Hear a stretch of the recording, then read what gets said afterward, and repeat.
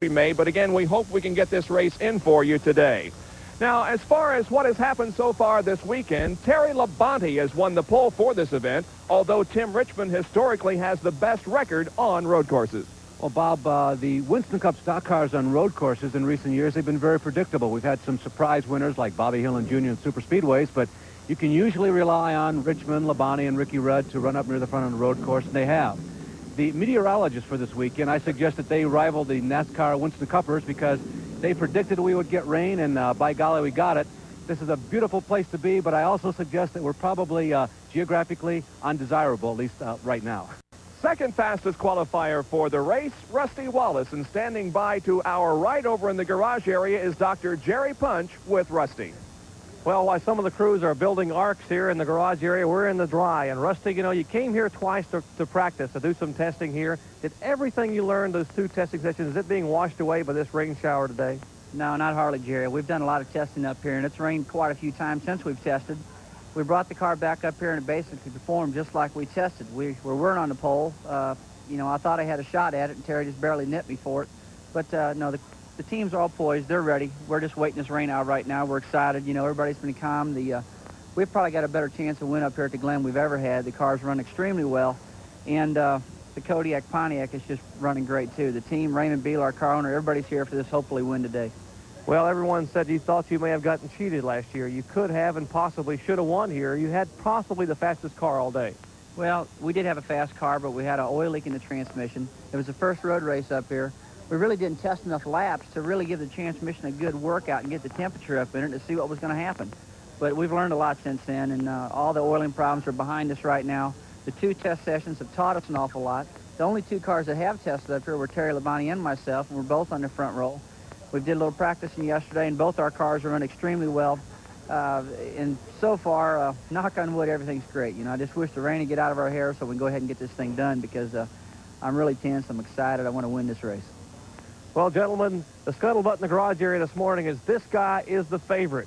Beware the bear, they say. The Kodiak Pontiac and Rusty Wallace are on the prowl. Gentlemen? All right, thank you, Jerry. While we're waiting for the rain to stop and the track to die, we're going to have some alternate programming. Up first will be a special edition of Speed Week, recapping the first half of the 1987 Winston Cup season.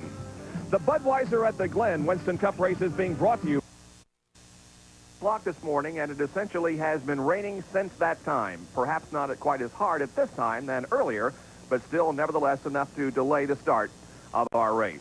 Well, let's go to Dick Berggren, who can give us more on this weather situation. Dick? Well, Bob, they had predicted scattered showers for this afternoon, and so far they seem to be scattered quite evenly throughout Watkins Glen. We do see periodic breaks in the clouds, however, and maybe this is going to clear off. And one of the things I like about NASCAR is they will try very hard to get this race in. They'll do everything possible to hustle the cars, the crews, the teams, and even themselves if there's any shot. So stick with us. This race may happen this afternoon after all. Well, in football and basketball, you have a home team, but rarely in racing do you get to race at home. This driver standing with me, Jeff Bodine, is home, Chemung County in Chemung, New York. And Jeffrey, you've got a leg up on some of these guys. You've already been to victory lane this weekend. Yesterday, congratulations on that super win in the IROC race. That's right. I know how to get there. Thank you. That was a great race, a great win. You know, I don't know what it means to win in that series yet. It hasn't sunk in yet, but I'm sure when I go home and sit down and think about it, I'm going to realize just how much that win means to me. I know racing in the series has meant a lot. It was really an honor to be invited to the series early in the year, and just never believed we'd end up here at Watkins and Glen the champions.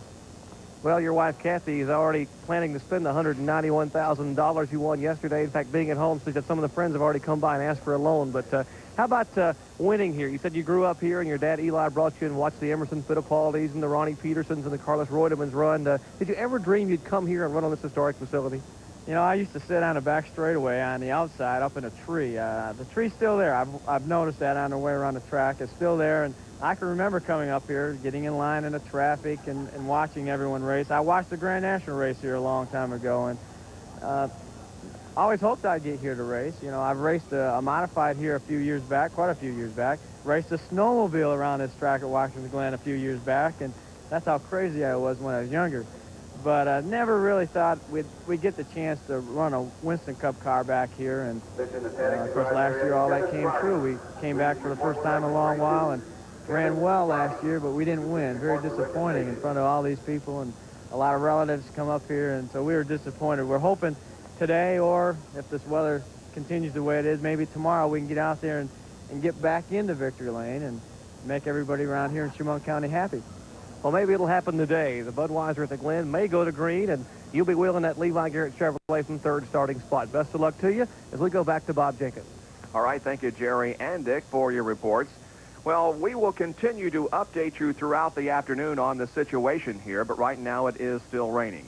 In the meantime, we take you back 1 year for the 1986 version of the Budweiser at the Glen here at Watkins Glen, New York. But is Les Richter, NASCAR's Vice President for Competition and Development. And Les, what's the NASCAR game plan? Well, Jerry, NASCAR's program for rain conditions over the years has been to try to get the race in if it is all possible. And by that, NASCAR works real hard to try to stay as long as you can to get the full race in. And if the weather were to break here in the next hour or so and we had an opportunity to dry the track, we could start as late as 5 o'clock this evening and get the full race in the daylight time permitting. And that's been NASCAR's track record over the years. The fans know that we are going to be staying to the latest possible time. And we're hopeful that maybe we do get a break here and we can get the track dried and get the race in. Well, we're hoping the race will be complete. As you said, NASCAR, the fans pay to see a full event, all 90 laps and 2.5 hours of the show. And if they started at 5 o'clock, they could finish it still under daylight and get the complete event in. Based upon our record here last year and how the race went, and considering that you're going to have some caution flags, taking all that into consideration, we feel very comfortable that if we could get a green flag at 5 p.m. that we could get the race in. Well, thank you, Les, for coming on with us. NASCAR has lined up a number of vehicles, safety crews, and a jet dryer to dry the track here if the rains would stop. They're hoping to get the event in. If not, the word is it will probably go tomorrow. But we're going to be here all afternoon trying to get this race in. As Les Richter came on with us and told us they're going to stay to the last minute to try to give the fans the Budweiser at the Glen live on ESPN. Bob? All right, thank you, Jerry. And you can see that the rain is continuing to come down. The covers are on the cars that are assembled on pit road. But hopefully the rain will stop and the sun will come out and we'll try to get it in for you. Meanwhile, we have the finals of the Volvo International Tennis Tournament from Stratton Mountain, Vermont on a little bit later here this afternoon on ESPN. And in the finals, Yvonne Lindell and John McEnroe. So there is a possibility that if the race is delayed later this afternoon, we won't be able to bring it to you live, but we will stay here to update you throughout the afternoon and report on the weather situation. But for right now, we go back to the 1986 Budweiser at the Glen here. Rain here in the area since about 9 o'clock this morning. Now, in the last hour, it stopped raining a couple of times and gave us some hope.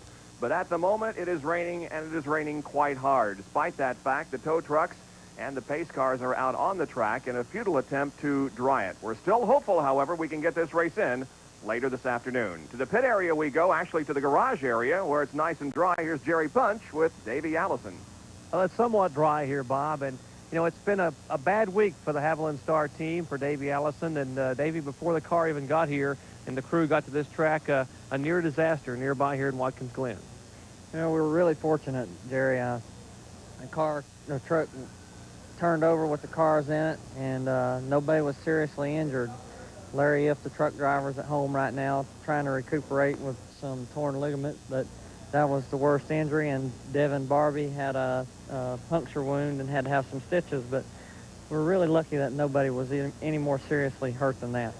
Well, to fill you in, the brakes failed on their truck, and they had 2 cars in the truck, and Larry, if the truck driver, some quick thinking averted what could have been a disaster. A lot of parked cars at the bottom of the mountain. He rode the truck down the side of a mountain, head on into a concrete abutment. The truck flipped upside down, and the cars inside were beaten up quite a bit. And the car you're running here, it's nicknamed Battle Star. It's the car you won with on ESPN at Dover, and the car that we saw burning with 30-foot flames at Darlington earlier this year. You try to make it exciting for us, don't you? Well, you know, we don't really intend for it to be exciting in the certain ways that it has been, other than trying to win races like we did at Dover. But old battle stars burned at Darlington, and you know, it's had a rough life. It's been beat up at Pocono, got beat up a couple other times this year, and we're just trying to go out and keep working hard and try not to lose any momentum that we had built up. But it's been rough on us this trip. Well, Davey Allison, leading Rookie of the Year contender, his first ever road course start today, if it comes off, and we hope it will. But we'll remind you that as we watched last year's Budweiser at the Glen, we'll be back a little bit later. We might have a little roundtable discussion with some of the veteran drivers, people like Neil Bonnet, Darrell Waltrip, and Benny Parsons. So we'll be having that a little later on as you watch the Budweiser at the Glen. Bob? All right, Jerry, thank you very much. And again, a reminder that later this afternoon here on ESPN, we'll have the finals of the Volvo International Tennis Tournament featuring Yvonne Lindell and John McEnroe. For right now, however, let's go back to the 1986 Winston Cup race here at Watkins Glen, New York. At the moment, there is no 87 version. It's been raining all day, and it stops only long enough to give us encouragement, and then it starts raining again, and at the moment, it is coming down pretty good. So the start of this year's Budweiser at the Glen delayed because of bad weather. This is only one of many auto racing events coming up for you on ESPN during the month. This coming Thursday night at 10 o'clock Eastern Time, we'll have the Jolly Rancher Midgets from Hinsdale, Illinois at Santa Fe Speedway. Then a week from today at 8:20 Eastern Time, the Formula One race from Austria. Then later that same afternoon at noon, the NASCAR Champion 400 from Michigan International Speedway. Following that will be another USAC Midget program. That's time from the Speedrome. That'll be on August the 20th. We follow that with the NASCAR Busch 500 qualifying on Friday night, and also the Grand National race, and then the Winston Cup event on Saturday the 22nd. All of those will be live here on ESPN. And finally, another Jolly Rancher USAC Midget race from the Speedrome on August 27th, and then the IndyCar race from Elkhart Lake, Wisconsin on Sunday, August the 30th. All of those events live here on ESPN during this month. Well, let's go to Dick Berggren in the pit area. Well, Bob, we had a little optimism just before we came on the air here. It had almost entirely stopped raining, but down in the garage right now, it is absolutely pouring. I'm here with Kenny Schrader. Kenny, there are some kinds of race cars that do race in the rain, but Winston Cup stock cars don't. Why don't you guys come up with rain tires and run in the rain? Well, it's just, you know, in NASCAR's, ever since they've started up, they've run primarily oval tracks, and it's just something that traditionally you don't do on ovals. I think you could maybe see down the road in our future if we get maybe a half a dozen or so road courses on our schedule, and the way that scheduling of the events becomes so important that it could be something that would be feasible. We could get geared up with some Goodyear rain tires, and that would be something we might be looking at in a couple years. How dry does it have to be today, given present circumstances, the tires and cars that you're running right here today? How dry does it have to be for this race to transpire? Well, it has to be 95% dry, really. You know, we can start the race under a yellow condition if the track is, you know, 75% or 60% dry, and all the cars out there with their tires, we can dry the racetrack up in a condition where we can race on it in about 10 laps or so. But to actually end up to racing speed, it has to be fairly dry, because our tires, being designed not for the rain, don't have any tread on them at all, and there's not much room for water in between you and the surface. And right now there's plenty of water where I am, at least. Jerry Punch, what's it like where you are? Well, it's plenty wet and plenty windy as I stand here and try to do my Mary Poppins imitation, holding onto the umbrella as the gusts of wind come by. We're on the front straightaway beneath the flag stand, where hopefully later this afternoon, Harold Kinder will climb and drop the green flag on the Budweiser at the Glen. The crowd cheered a few minutes ago when it stopped raining. That's the good news. Well, the bad news, it started again. Mother Nature unzipped the clouds, and we're getting some more moisture here at Watkins Glen. So we'll still wait here for the Budweiser at the Glen. Not here at the start-finish line. We're going to scamper into the dry. But, Bob, we're still waiting here, hopefully going to green as soon as possible. All right, thank you very much, Jerry. Well, the Budweiser at the Glen Winston Cup race from Watkins Glen, New York, being brought to you by Budweiser. Beechwood Age.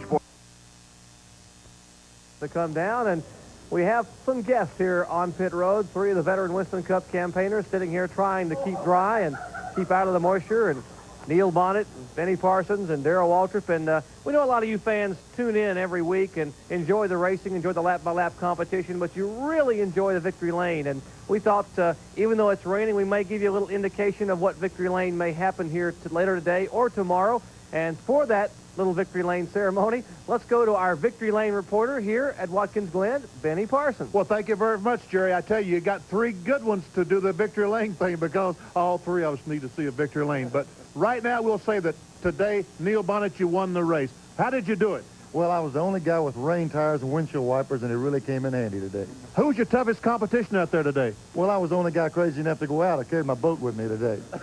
What's all this going on of? Well, you know, it's been so long since I've been to Victory Lane. And as a matter of fact, it's been quite a while since you've been there. You want to try these a while? Here, Darryl, you can have them also. From Victory Lane, now we go to Jerry Punch, back in the garage area with Darryl Waltrip. Well, Darryl, it was a rough afternoon for you here in the truck. You drank 4 or 5 big cups of coffee, and you made that gallant run over to the garage. How do you feel? Well, I feel like I did last week. Like I ain't never going to win another race. These guys, they really know how to... I almost started crying when I watched them do Victory Lane, and here I am. I ain't in it again. Matter of fact, I ain't been in anything this year. How would you... Neil was concerned that his wife, Susan, might turn on the television at home and say he won and start spending money. But, Susan, it's not over yet. We're just playing here. But, you know, the rain today, how does it affect the concentration? You know, these guys are sitting here ready to race, and suddenly you're going to have to wait and wait and wait some more. Well, it's been a very, very boring day. This is the most rain I've seen in about 6 months, though. Been pretty dry in Tennessee, so I know that... by the way, honey, I run second. Not a typical day, you know. And I tell you, this is probably the most humorous moment we've had all day because we all want to be on the racetrack. Not only us, but the people in the attendance here, the pit crews. They all want to get the job done, go back to North Carolina, wherever they come from, and go on to Michigan next week. But right now, we're definitely on hold. Yeah, well, that's the tough part. The crews, they're all down there. We got to run this race tomorrow, it appears. It could be late tomorrow. The truck won't get home till Tuesday, and the boys have got to load up and be in Michigan Friday morning early, so they'll have to go up Thursday. So it's really messing up everybody's plans. And Stevie, you're going to have to go to the doctor by yourself tomorrow, honey. I'm not going to be able to be there to hold your hand. And don't have the baby like you threatened. I think we can blame this on Stevie. She's, you know, she come into the races. We didn't have any rain, and she's not been coming for a few weeks. And if the folks aren't tuned in to what we're saying, Stevie Waltrip, Darryl's wife, is expecting the little Waltrip to come along sometime, what, mid-September? Yeah, in about 4 to 6 more weeks. And we went and had an ultrasound, and they told us it's a little girl, and that makes me real happy. Well, she can use some Tide then in the kitchen. Yeah, she can and she will. She's already got the scent of it, I'm sure.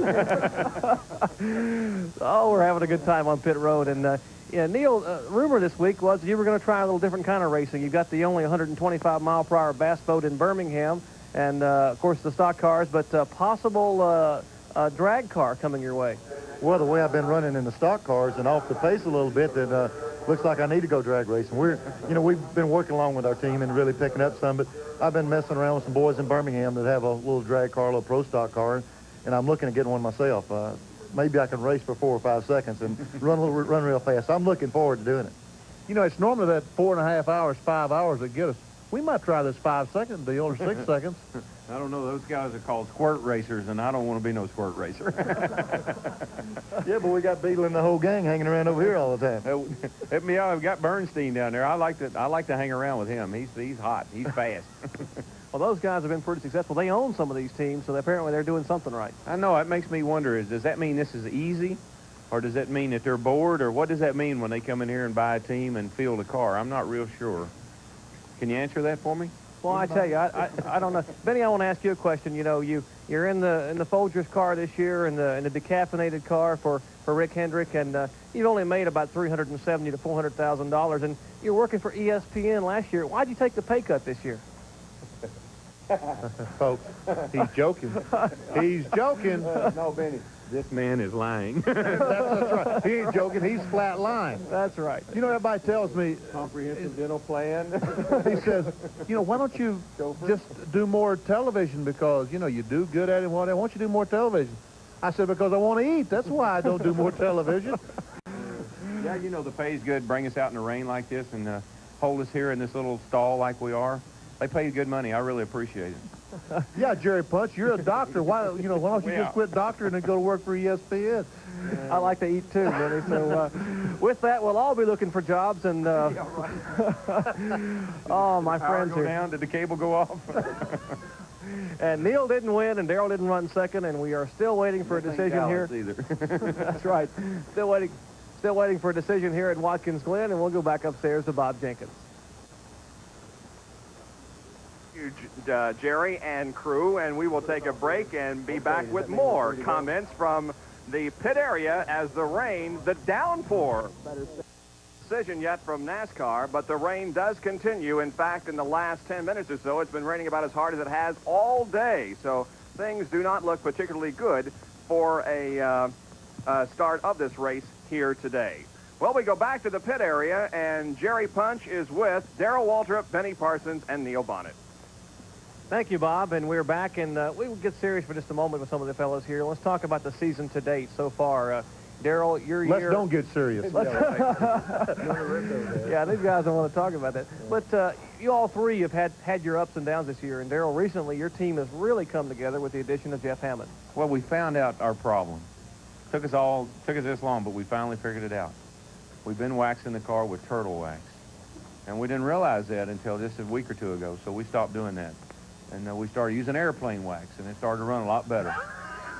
But it doesn't lay eggs either when it comes down that road.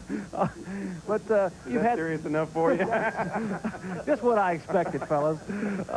But the season has turned around a little bit for you. You know, you said Waddell was trying to do it all, and he's just one man and just can't do everything, and Jeff has been a big help to you. He really has.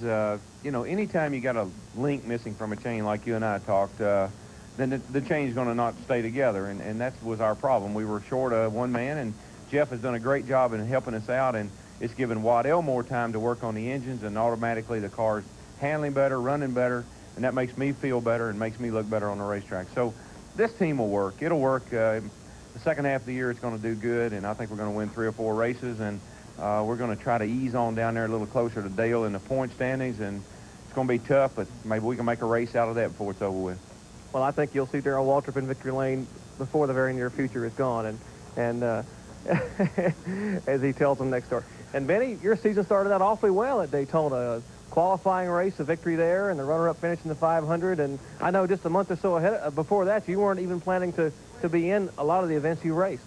Well, exactly right. In I guess it was early January, mid-January, I found out that Tim Richmond did have the pneumonia that I guess everyone is aware of. And I was asked to drive the Folgers car for the year, and so I jumped at it. And then you're right, the first month, the first 4 or 5 races that we raced, I said, this is great, because a second in Daytona, second in Atlanta. But I don't know what happened. It's like we ran into a brick wall. Just all of a sudden we go to the racetrack and have problems, which last year the car was very durable. All of a sudden we started having problems. And really and truly, we're not running that well. Just not as competitive as we need to be. So, but we just keep persevering, trying our best. And, we're here at Watkins Glen, qualified poorly, qualified about 15th. Richmond, the teammate, is up 4th. But, I really don't have any answers to why. Just all of a sudden it don't work like it did. Well, the crew's very optimistic about your run here at Watkins Glen. The car you're driving was the car that won here a year ago, and they've renamed it Elsie because a couple of guys milked it for all it was worth in the shop. They said for every hour they could get all it was worth and gave it to me. Yeah, they got all. That's right. Got all it was worth and gave it to me. Right. That's right. And Neil, the season began pretty well for you, but then trouble at Charlotte. Boy, those couple of weeks you'd like to forget about, I'm sure. Well, we've had a lot of consistency all year long. The car showed some potential, possibility to winning some races early in the year. And it's kind of like Darrell and Benny say, you kind of get to a point where you feel like you're doing everything you can and you can't make that step forward. I don't think it's so much a fact that Darrell or Benny or myself or the performance that falls off, is that some people get to dominate the series. Earnhardt, Bill comes along, Davey Allison, the guys that really get their cars running good. You don't really change your level of competition. Those guys just really get on the ball and start winning races. And in turn, everybody says, well, what's wrong with your team? Your team is functioning well and doing as good as possible. It's just hard to get to that level of racing it takes to win nowadays. We've had good consistency. The difference in winning nowadays is just a very minute amount, but there's some of those people sitting on a level that's hard to catch them. In defense of, that's how I feel most of the time. In defense of our team, I think we're seeing a trend just like they did. They started off like how, you know, really well, and our team started off very poorly. It seems like our team has improved, where some of the teams that started off great are having problems right now. So from my perspective, I'd rather have it going the way it is for me than I'm sure Neil and Benny would like to see their team stay where they were. So I think it's two things that happen to new teams. Sometimes they hit right off and go good, and then all of a sudden they run into problems. Sometimes they don't do so well and get it together later on. No, wait a minute. If you say that... I knew you was going to say something about this. Well, no, wait a minute. Wait a minute. Does that mean I got to give the money from Daytona back if I want the last lap to be good? Because that's a lot of money down there. Well, it could. It could, yeah. I think I'm going to hang in there with what I got. I'd be willing to take my part. I think I'm going to hang in there with what I got. Well, Bob Jenkins has a question for Benny Parsons. Bob? Well, Benny, I was just wondering if you're not doing anything when you get down there, you might want to come up and play gin rummy. I think the last 3 or 4 rain delays we've had, you've been up in the booth and we played, and Newber isn't any good, so you want to come up, we'll play some. Sound like a good contest to me, yeah. But then again, I always could beat you like a drum, so I'm anxious to play. Hey, now, folks, you know, 2 or 3 years ago at Bristol, you saw who won the game. He can't play a lick. They're talking about playing gin rummy and Benny's prowess at winning. Well, no, Darryl we can't gamble in the garage area. No, that's right. No, so we right. Well, but we were up in the garage area, out of the garage area, you see. I mean, we were up in the booth, the broadcast booth. That's right. That's why they go in the booth. Oh, we just play for fun anyway. Yeah, that's right. Matchsticks. Yeah. Let me ask Neil a question. Neil, the Jericho transmission that people have talked about over the years has been developed to run on the road courses. You have been sort of the leaders in developing and running that not only on the road course but the oval course. What's the advantage of having that thing in the car?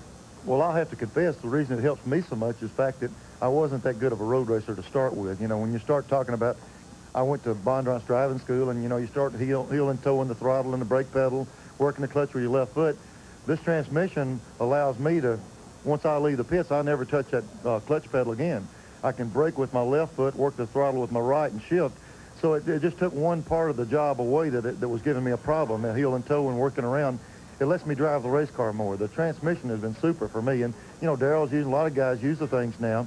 The transmissions just take a little bit of work out of it and let the driver drive the race car and not be so concerned about how to work the throttle and pedal. See, one of the things about a road course in the past years has been the finesse of taking care of the gearbox, because we didn't have good enough gearboxes for road racing. We were using the same gearbox to road race as we would to oval track race. And so the guy that could do what Neil was talking about, heel and toe and match the gears and not tear the gearbox up and not break the synchronizers and be in the pit with a bad gearbox, was the guy that won a lot of races.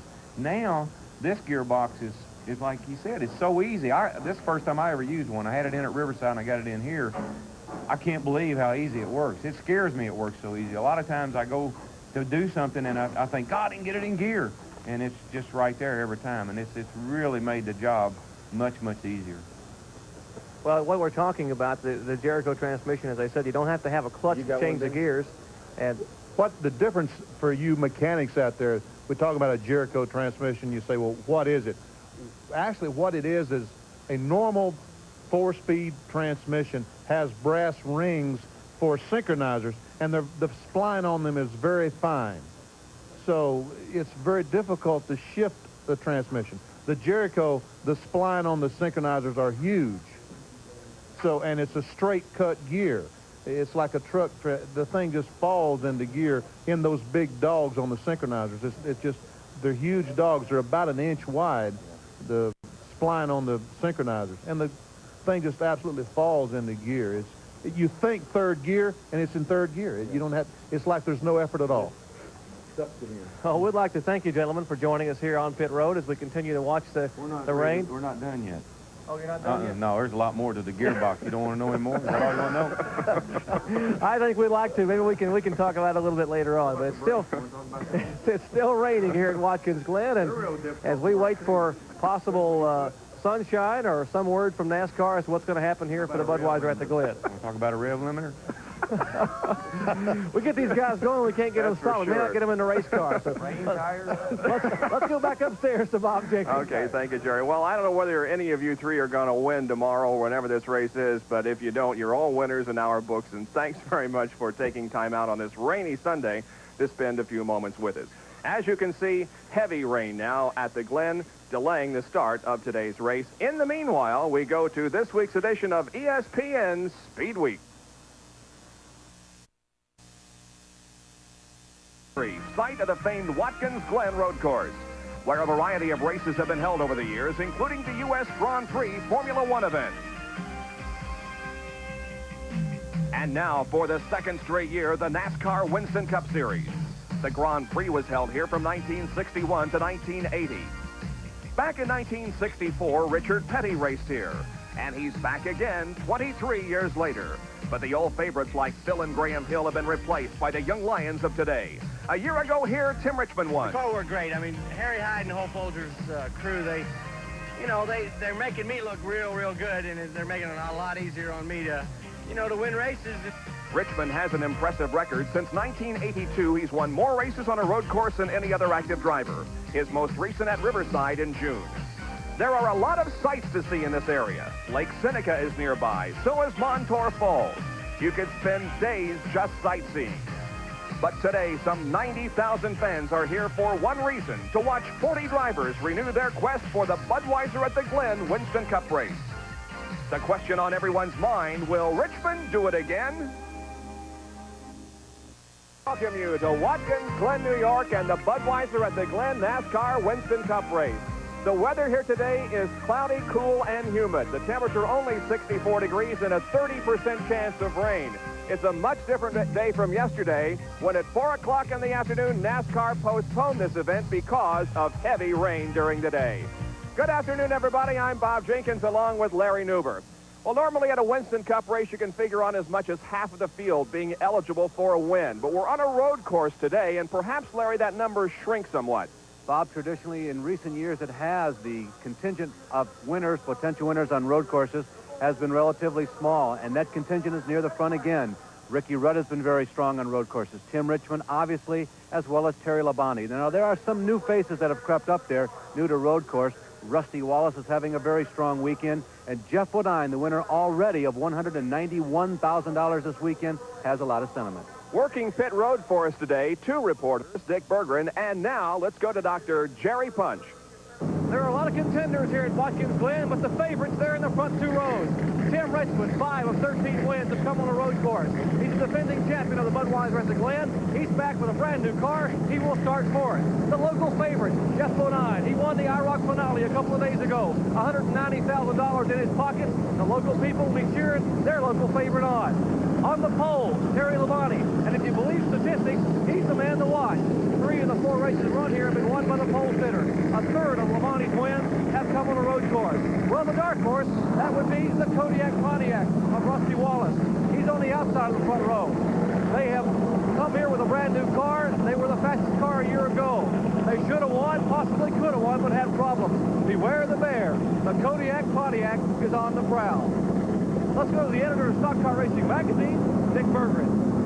Ordinarily, the garage area is abuzz with activity on race morning as mechanics run engines, check transmissions, and go over their cars. That's not been the case today. All these cars have been impounded since the rain delay yesterday afternoon, and mechanics were only allowed to air the tires and warm up the oil a little bit until just moments ago when, for the first time in 24 hours, they started the engines. Mechanics say they're worried. These cars are ice cold. This is not what they're accustomed to. They're accustomed to a very different preparation, and it will give this race a very different complexion when it starts.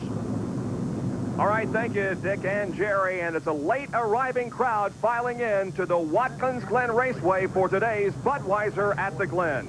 And it's all being brought to you by the Goodyear Tire and Rubber Company. No matter how far you go, Watkins Glen, New York, where the field is on the racetrack, making sure the track is completely dry for competition. It's still a little wet from the rain that we had yesterday and overnight.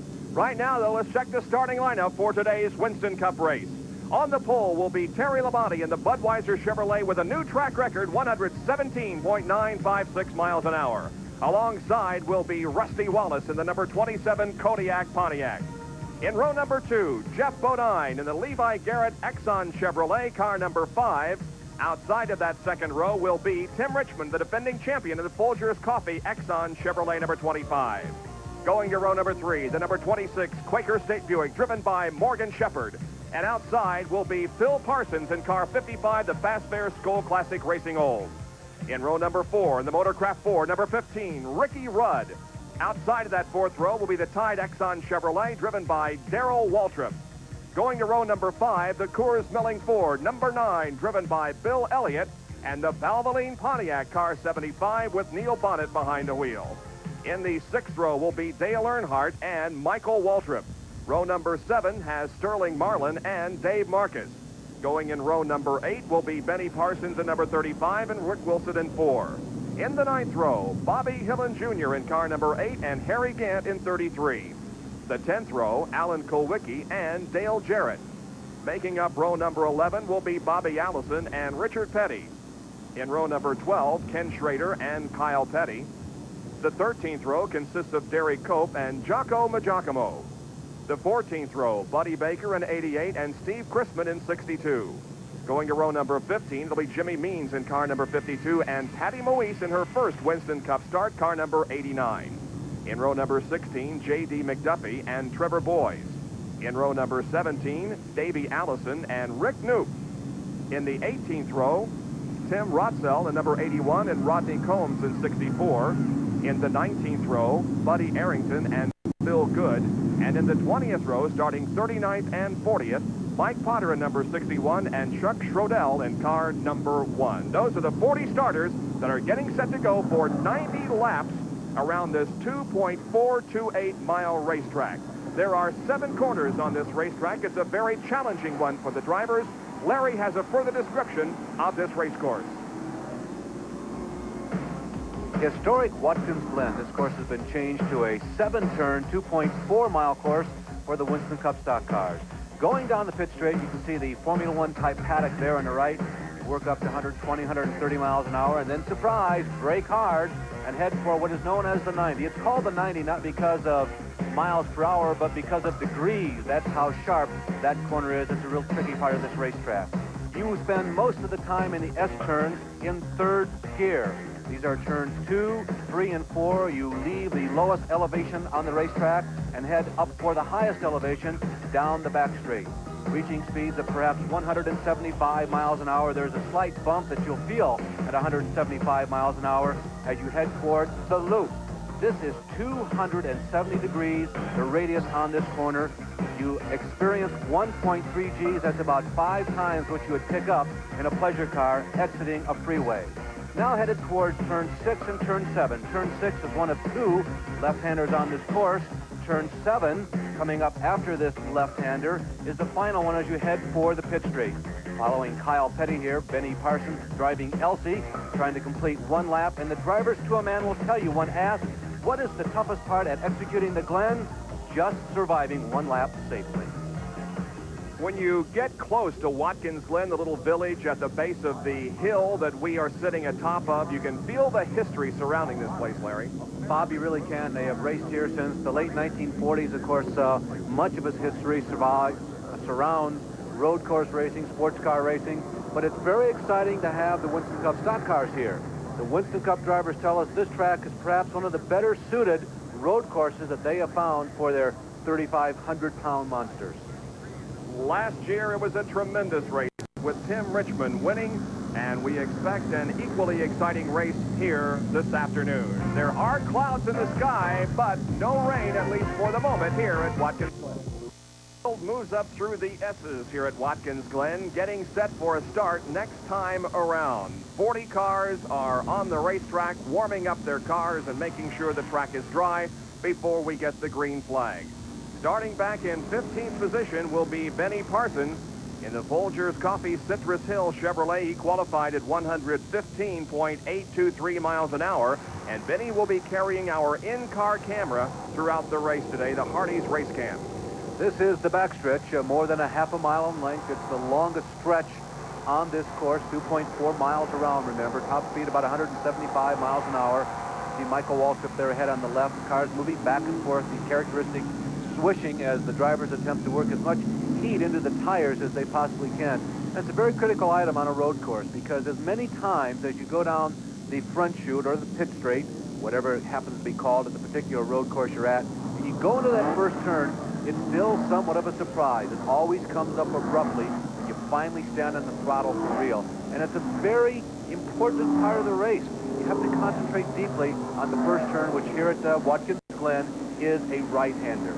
And starting back in the 30th position will be Patty Moise. She's been very successful in Kelly American and in Grand National racing and makes her first Winston Cup start here this afternoon. And Bob, for any of our viewers who are not familiar with Patty, you've seen some women in certain phases of the sport come on from time to time, and you've wondered about their sincerity or the realness, if you will, as a racer. I will tell you, Patty Moise is without question for real. She is a strong racer, and I really expect that Patty is going to be one of the lady racers in America who has the most longevity in our sport. They're now moving through turn number 6. A short stretch of racetrack. There it is before they get to turn 7, the final one that will lead them on to the main straightaway, and hopefully a green flag displayed by the NASCAR starter, Harold Kinder. The pace car and the field now beginning to move through that final corner on the racetrack. Number 7, it's Terry Labonte on the pole with Rusty Wallace alongside, and Jeff Bodine and Tim Richmond in that second row. The pace car pulls off. And after a long delay because of rain, the Budweiser at the Glen Winston Cup race is underway, and the field roars down this main straightaway. Headed for turn number 1. Labonte on the inside, Rusty Wallace to the outside. They go into the first turn, and Rusty drops back to third as Jeff Bodine has grabbed that second spot. Bodine to the lead. Jeff Bodine, fresh off of the IROC win and championship for 1987, takes to the lead. One comment about Darrell Waltrip. Jerry mentioned before the race started he felt that Rusty Wallace was one of the sleepers. I suggest that Darrell Waltrip may be one of the sleepers in this field. You can see the bright orange sidecar. There is Jeff Bodine showing the way as the cars move down the backstretch, and we have a spin. Buddy Baker has spun in that car number 88 Crisco Oldsmobile. However, he is getting himself headed in the right direction, and Buddy Baker will resume, but you can see damage there on the left rear corner of the race car. But Buddy is headed in the right direction now, and the field at full speed is led by Jeff Bodine. That's Terry Labonte running second. Rusty Wallace is third. They are about to complete the first lap. There they are between, again, turns number 6 and 7. Bodine moves through the 7th corner, headed the main straightaway. Lap number 1 is completed with Bodine the leader. Bob, the man with the big move on lap 1 was Neil Bonnet. You might have seen the Valvoline Pontiac dicing as he came down the front stretch. There he is again on the left-hand side of your screen. Bonnet is feeling very strong. He is right now testing Tim Richmond. Neil Bonnet has had a great start. There's Ricky Rudd also taking a look on the low side of Morgan Shepherd.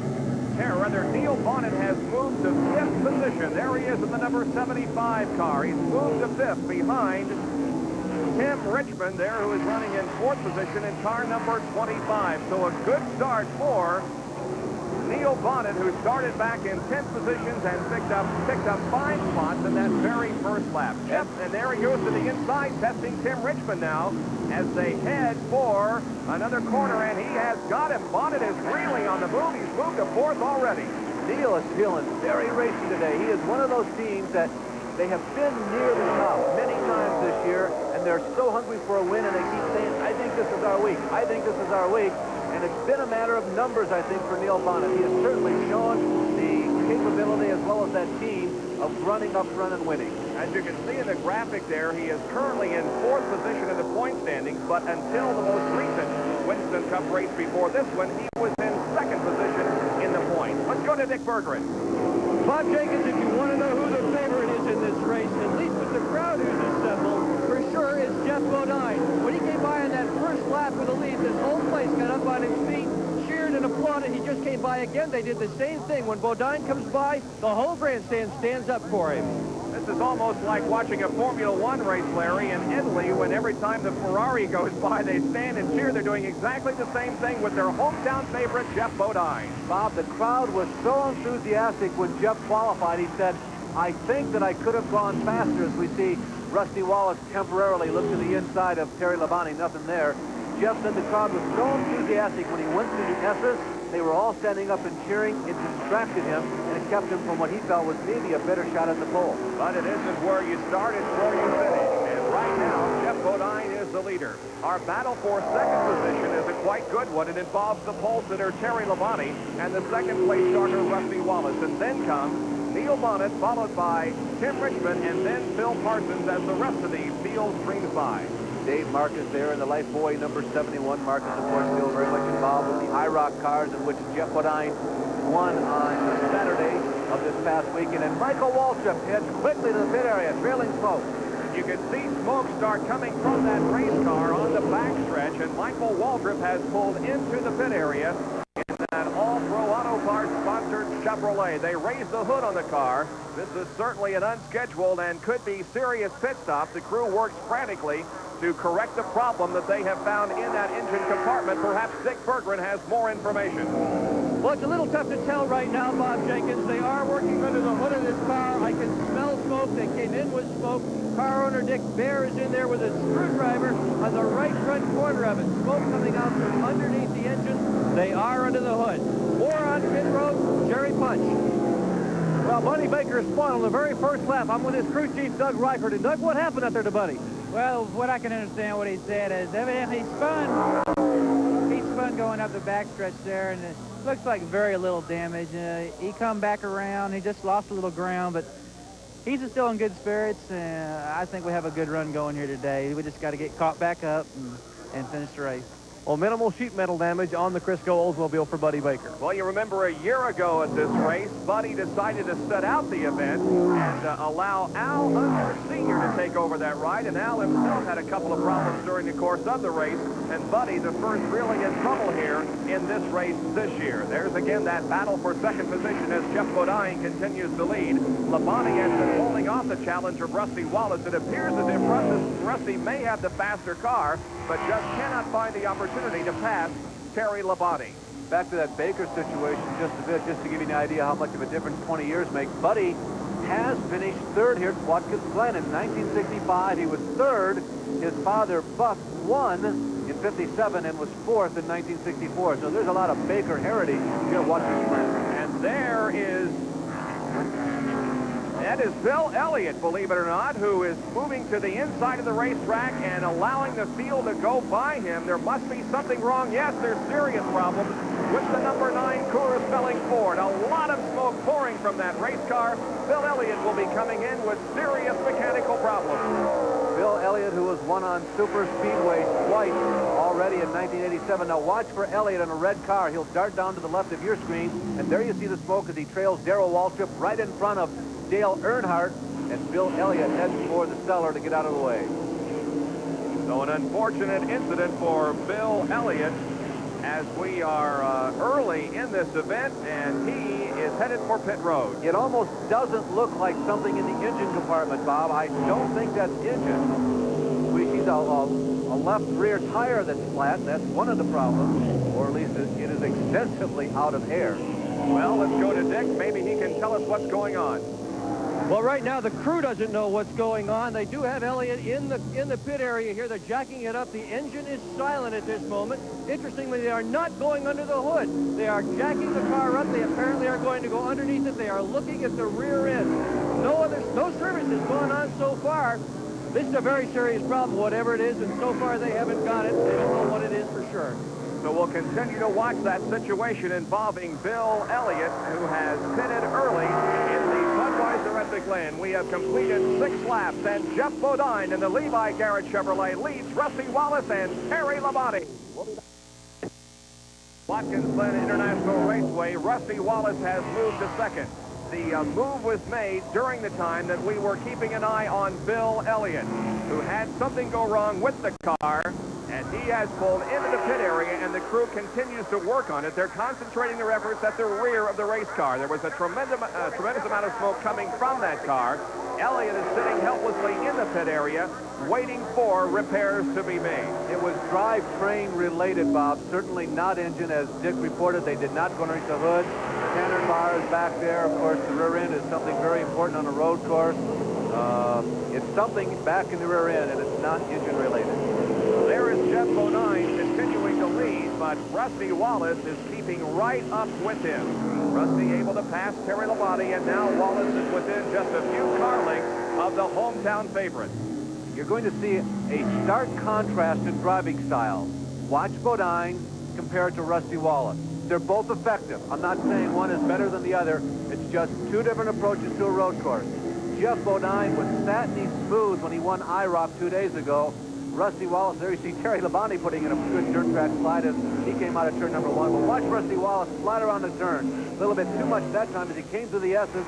Rusty bounces off the inside curb. No, that does not hurt the car. Normally they'll take it. But Rusty Wallace will jockey this thing like a wild stallion as he runs around the road course. As you will see Jeff Bodine, he'll take a slightly different approach.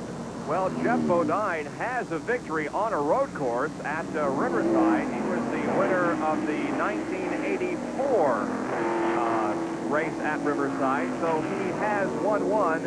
Rusty Wallace, on the other hand, has never won on a road course. And we had a chance earlier to talk with this guy from Columbia, New York, Jeff Bodine. I like to come here and show everyone from down south that the northeastern people, the people other than the southern people, like Winston Cup racing. I think last year they proved that with a tremendous crowd they had, and this year it's been absolutely amazing. They were lined up out in the streets all around this place Thursday to get into this track just to watch practice. These people up here love racing, and I'm proud of that. I'm proud to be a part of that, and proud to be from here. And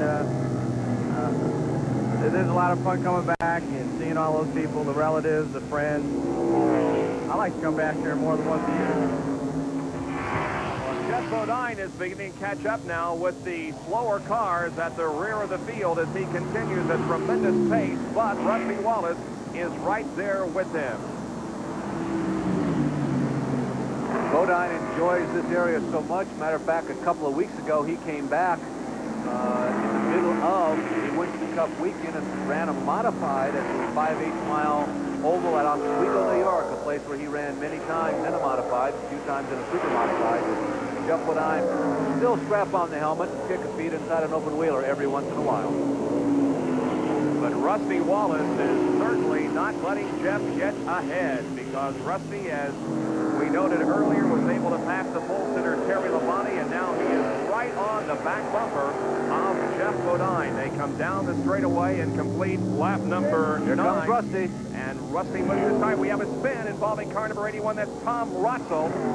He has spun on the course and apparently is stalled there in a rather precarious situation. So unless this car can get going again, it appears he will be able to get that car moving again. We could have a yellow flag, but I really doubt it. Let's take a look and see if we can see what happened.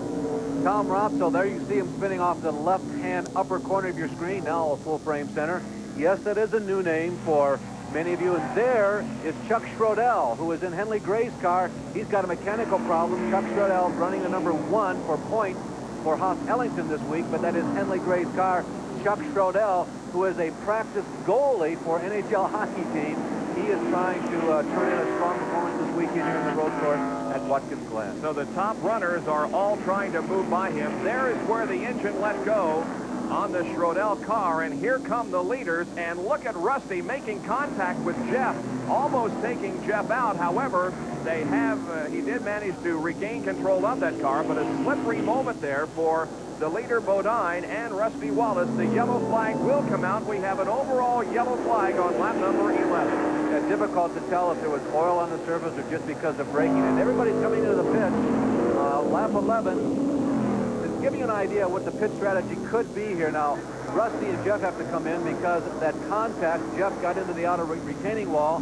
You can see some damage to the right side of the car. We're going to go 90 laps here. 38 laps would have been a relatively normal pit stop.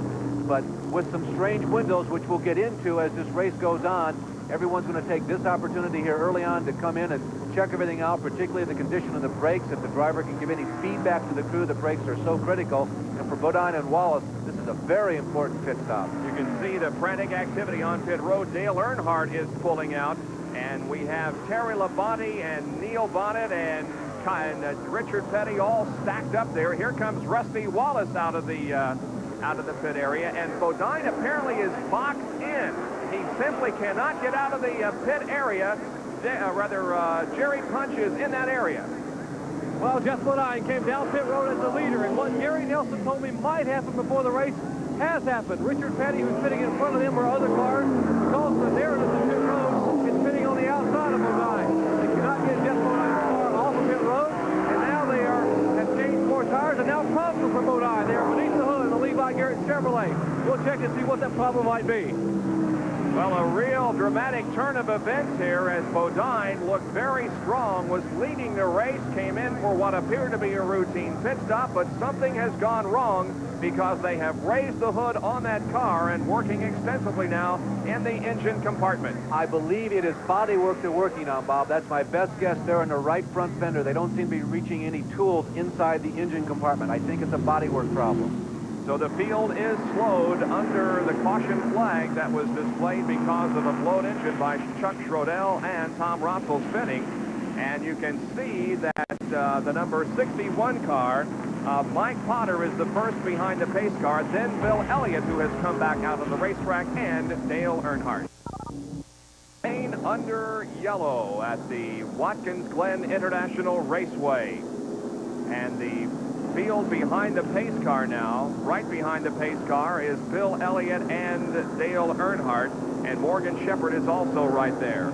Earnhardt here at the Glen led 86 points by 161 over Waltrip coming into this race, and leads Elliott by 430 this year. So Dale Earnhardt is on his way to another Winston Cup championship. And now an interesting observation about this course. Possibly the fastest and most treacherous part of this Watkins Glen Road course is right here, turn 5. At the very end of this 5/8 of a mile backstretch. Speed from the stock cars over 170 miles per hour. They try to get these cars woed down. They gear down and try to go downhill in this turn 5, 170-degree about face. A lot of drivers don't make this turn. The car starts skipping. They end up in this barrier, this Armco barrier. Last year during qualifying, Bill Elliott's car got about face, came up and rode across the barrier, almost destroying the race car. Had to be almost completely rebuilt to race the next day. A number of drivers today may end up in this barrier at turn 5. So far, no problems in that area of the racetrack, but there are problems on the Jeff Bodine car. You can see the crew working on the right front of that car. Jerry, what's going on? Well, we talked about them getting together with another car on the course earlier just as the caution was coming out, and they are livid here in the Levi Garrett pit. Crew Chief Gary Nelson says there are a number of things in the front of the car that are bent. The wheel is towed out, means the right front tire faces outward. Some of the control arms are bent. Possibly an A-frame is bent or maybe broken. They are trying. A shock mount may have come apart. They have tried now on the second pit stop here under caution to get as much repair as possible, but what a tough break for Jeff Bodine. Let's go further up pit road to Dick Bergeron. Jerry, Bodine's not the only guy that's had a tough day so far. Bill Elliott's definitely in deep trouble. The problem he had earlier that caused him to pit was that the rod, which locates the rear end in the car, is attached to a bracket. That bracket broke. The weld apparently gave way. They've now reattached a different rod in a different manner. The whole way that the car rolls going through corners is, as a result, changed. In addition, just up pit road from Elliott, Morgan Shepherd has just run over his air hose on the most recent pit stop. That will cost him a penalty. We should point out that many of the teams here today are not operating with their regular pit road contingent. Many of the guys who work Winston Cup races work a normal job during the week, and they had to fly home yesterday. So there's been a tremendous amount of scrambling on pit road because some of these teams have really not fully worked together. Even the best teams, even Tim Richmond's team, is not working with its full regular complement. And that's just another factor that is going to enhance the excitement of this race here today. It could very well be won and lost in the pit area. So the field still under yellow now. As you can see, the course workers displaying the yellow in addition to the overall yellow flag that is being waved here at the starter stand by Harold Kinder. We are at long Jerry Punch and Dick Bergeron at Watkins Glen, New York for the Budweiser at the Glen Winston Cup race.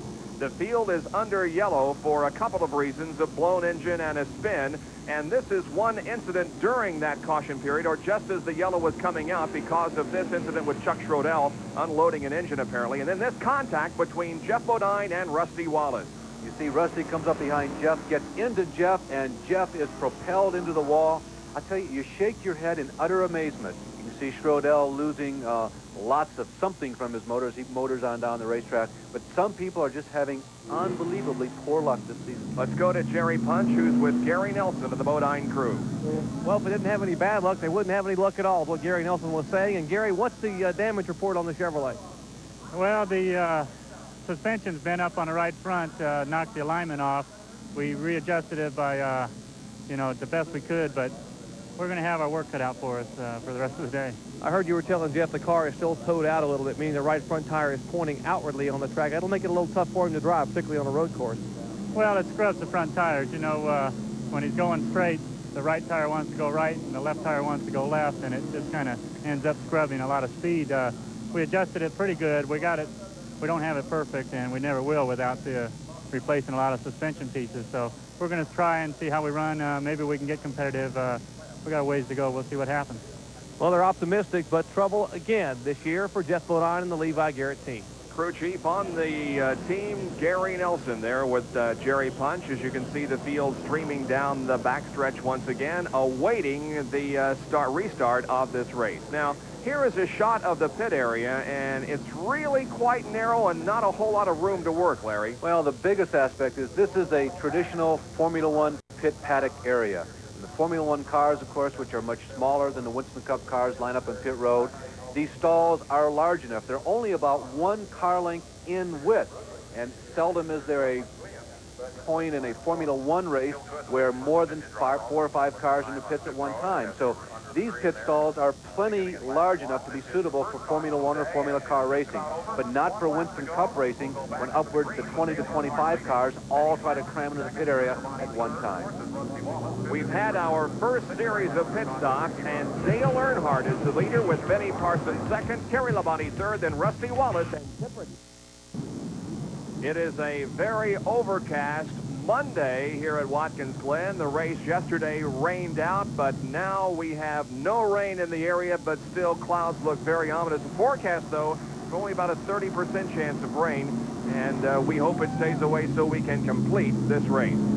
Theoretically, theoretically, everybody can do this on 2 pit stops, and despite this early first pit stop, can they go the rest of the way? Well, surprisingly enough, yes. The 100-mile window is 38 laps long, and this is a 90-lap race. That means if you can come in at lap 52, theoretically, you should be able to go the distance. Now, we have completed 14 laps, so if you go 100 more miles, 38 more laps, 14 plus 38 is 52. Hey, we're right at the window. So if we go green the rest of this day, maybe everybody can go on 1 more stop. Now, depending upon all the variables in road racing, chances are nobody will try to go on 1 more stop, but we'll see. We also understand that it is raining in Vermont, decided the Volvo International Tennis Tournament, and the finals featuring Yvonne Lindell and John McEnroe will be coming up right after our coverage of this race here in New York.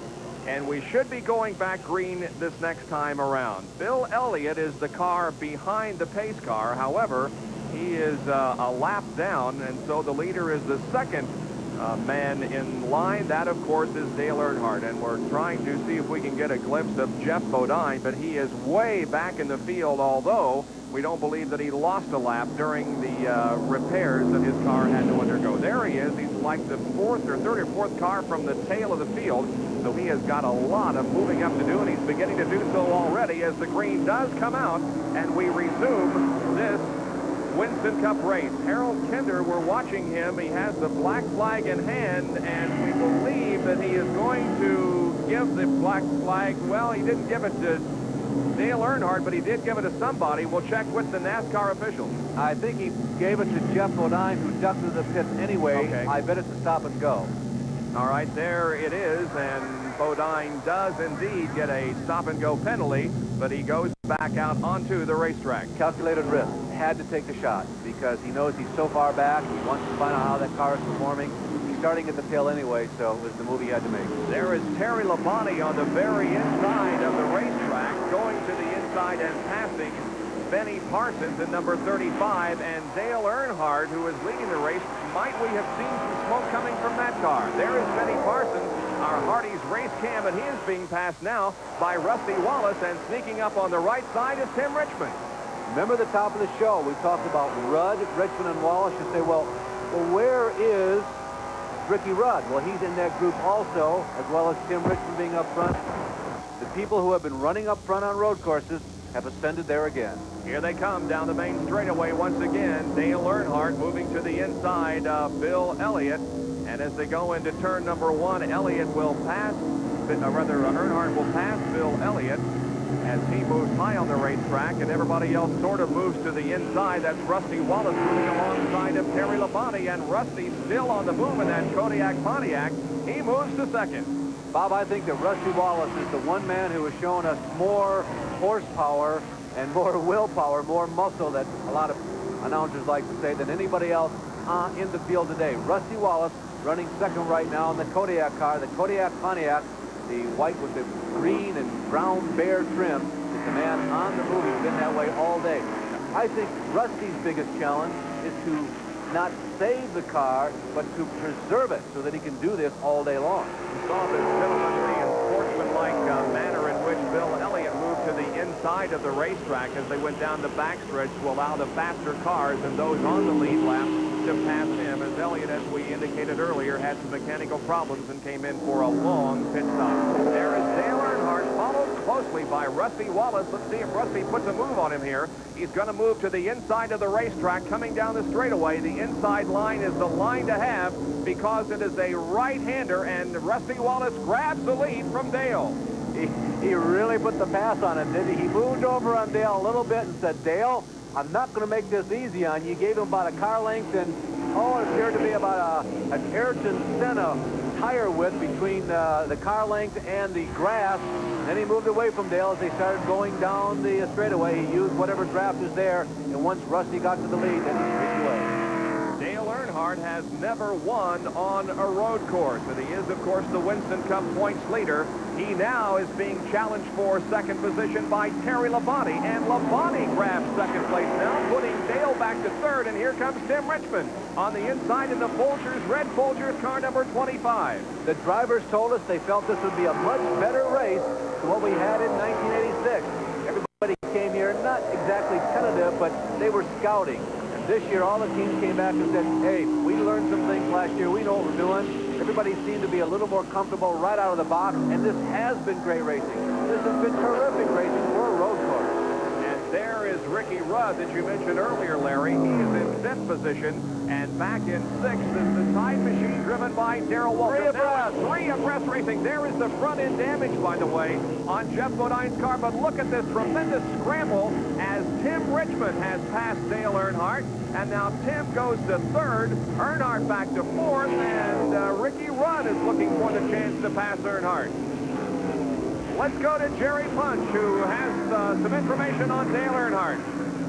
Well, during that caution flag pit stop, Dale Earnhardt, who had been running back about 12th to 13th spot, came in and took fuel only, no tire change. The reason, well, car owner Richard Childers says he'd like to get the car up front, put it up in the front of the pack and see if they can stay there. Meanwhile, Labonte, Rusty Wallace, and most of the other cars came in and took 4 fresh tires. Now, Earnhardt does not have fresh tires, and Richie Rudd also got fresh tires, so he's moving around. Earnhardt drifting back in the pack, with Wallace, Labonte, and the guys that changed tires moving toward the front. All right, thanks, Jerry. Well, while we watch this battle up front, we'll give you some information on Jeff Bodine. He's still trying to work his way up to the front. He has passed 9 cars in the past couple of laps, but is still a long way from the lead pack. Bill Elliott has pulled into the pit area. They have gone inside the paddock, the covered garage space. Bill Elliott work being performed on that car, and the number 12 car, Roger Hamby machine, being driven today as it was this weekend by Trevor Boyce, has also come into the pits with a sour-sounding engine. You know, Bob, look who we have up front. We have Rusty Wallace, but we have those 3 people that we mentioned that have been the mainstays on road courses in recent races in Winston Cup racing. Labonte, Richmond, and Rudd, and there on the left side of your screen is Jeff Bodine trying to move up as he goes to the inside of Patty Moise and putting the challenge on Michael Waltrip perhaps next. Damage there on the left side of the race car, but he is still moving up through the field. If you were watching very closely, there was an interesting moment there when Jeff went into turn number 1. He got to the inside of Patty Moise. Patty gave him the room. She held his line, and it was as Jeff went by, he waved. Thanks, Patty. you qualify. Rick Wilson and Richard Petty also running together on the racetrack. As the lead continues to be held by Rusty Wallace, and now this battle for second spot, Terry Labonte and Tim Richmond, who's beginning to show some strength here in the relatively early going of this race. Tim Richmond with 5 road course wins, and they have all come since 1982. And his most recent victory on a road course was earlier this year at Riverside, California. He's got that Chevrolet position right behind Terry Labonte. Terry Labonte, Tim Richmond, second and third. Every once in a while, as we watch this tussle for second, you see a glimpse of the bright orange car. There is the top of your screen, Darrell Waltrip, running 5th. Believe it or not, he is the second leading all-time winner on a road course among the active drivers in Winston Cup. There is Darrell. There you can see him. There you see the leader go by. Second, third, fourth running Ricky Rudd. And there is Darrell Waltrip, who has just gotten around Dale Earnhardt. We have a yellow flag being displayed for some reason. We'll check our spotters throughout the course and find out if there is a problem somewhere. But Harold Kinder is vigorously waving the yellow flag, and so are the corner workers. Go to Bodine. Does this put him back in it? There is Darrell Waltrip, who, as you indicated, Larry, has the second highest number of road course wins, 5, his most recent in 86. But aside from that, he has not performed well most recently. He won 1 in 79, 2 in 80, and 1 in 81. Wallace. And then 86. And here is Rusty Wallace coming in for a pit stop.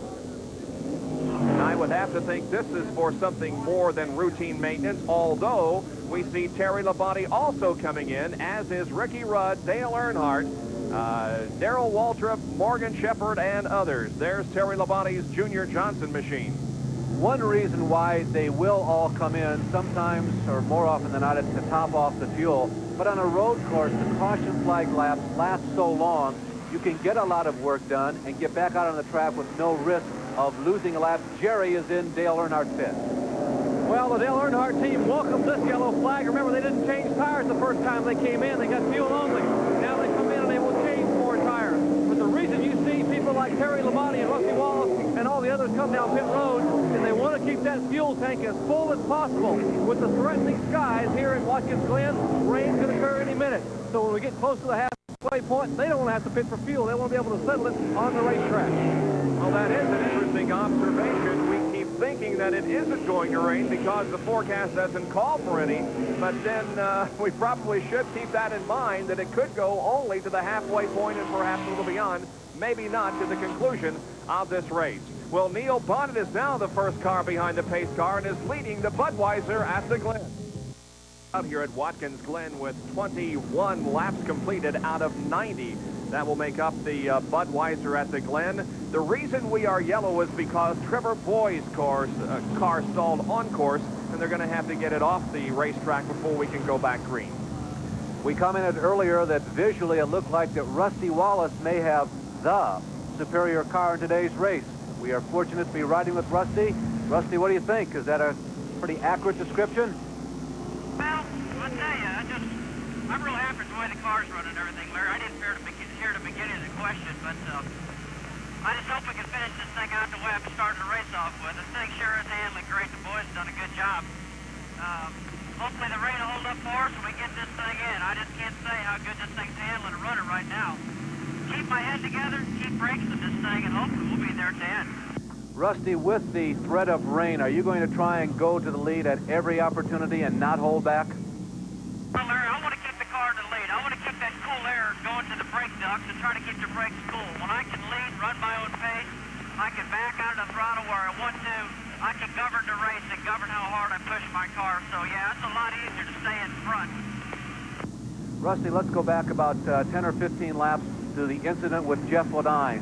Oil on the racetrack, heavier braking from Jeff than you anticipated, or what happened? Well, what happened, the number 1 car blew a motor coming up the hill, and I was just right behind Jeff, really dogging it pretty hard on his bumper. When that motor blew, there was barely enough time for both of us to slow down, and I bumped Jeff back in, and I got him in the guardrail. His car looked like it was still going. I don't know what's going on with it right now. I didn't see the wheels bent up. Just looked like a quarter panel or something. So I hope Jeff has a good race, and I hope I've got a good race, and hope that incident didn't hurt anything. Okay, Rusty, we'll keep plugging. You are definitely among the candidates today. Most I tell you certainly. what, Larry, how about you do me a favor and shoot me a prayer up on that satellite and let the old good Lord let me win this thing today. You got a deal, Rusty. Well, this most recent caution period did indeed help Jeff Bodine. You can see him not too far now, back in the string of cars. I believe is running in 6th position, as a lot of the cars in front of him have been lapped. So Bodine certainly benefited from this caution period that we are now under because of Trevor Boyd's stalled race car on the track. They come down and get the signal for one more lap to go. Transmissions, very important in any type of racing, including here at Watkins Glen. Transmission shifting is critical in running any road course. There's some differing philosophy in use this weekend here at Watkins Glen. This is a transmission Terry Labonte will have in the car, the conventional Borg-Warner transmission. Notice the angle cut gearing. All the gears spline to a single shaft. Also, these brass synchronizer rings can be a problem. This transmission requires a clutch to shift, and you may shift 10 or 12 times around the course. Here's the new kid on the block, the new Jericho transmission. Straight cut gears, no synchronizer rings, and these individual gears can be lifted out to change the ratios. Therefore, you may minimize shifting. In fact, Neil Bonnet and Bill Elliott both will have this transmission in their cars. They may shift 6 or 7 times for one lap and save a lot of time. All right, thank you, Jerry. And there is Jeff Bodine passing through your screen, and there is somewhat of a discussion as to whether he is on the lead lap or lost a lap, and now we get confirmation that he is in the lead lap, so Bodine is in the top 10 at this point. We'll be back with more from Watkins Glen, New York after these messages. Slowly under caution. However, next time around we should be getting the green flag and a resumption of this race with 24 laps about to be completed. Just to reconfirm some other stories that we've been tracking today, it was a Panhard bar problem with Bill Elliott, and they're still thrashing away trying to get that solved. Kenny Schrader has also had some problems in the rear axle area of his machine, and those problems appear to be the kind that are going to hold him back from any chance that he might have had for a top finish here today. Neil Bonnet is the leader of the race with Phil Parsons second and Rusty Wallace, followed by Terry Labonte, Darrell Waltrip, Ricky Rudd, and there is Jeff Bodine. He is listed in 10th position on the restart as the green comes back out. Now Rusty Wallace moves to the inside once again, trying to pass Phil Parsons as they head for turn number 1. He's got second position. Rusty setting sail now for the leader, Neil Bonnet. You heard Rusty tell us during that yellow flag that he wants to run up front. He wants that cool air to continue to blow through his Pontiac as he streams around this 2.4-mile course. One of the real big questions as we see Bodine go by there in the yellow and white Levi Garrett Chevy is how well are his tires going to stand up? We were told by Gary Nelson that the towing situation was anything but perfect, and is that being over abusive to the tire? You won't know until about 10, 15 laps from now. And there is Darrell Waltrip moving to the inside of Dave Marcus in the number 71 Lifeboy car, and Jeff Bodine is right on Darrell Waltrip's rear bumper as they come out of turn number 5 and head down turn number 4, heading down the backstretch. Bob, I'll tell you something. If Bodine continues to show the ability to race back up to the front like he is right now, I'm about to be very impressed with Gary Nelson and to put that car together without anything except, geez, I think this is right. It's working.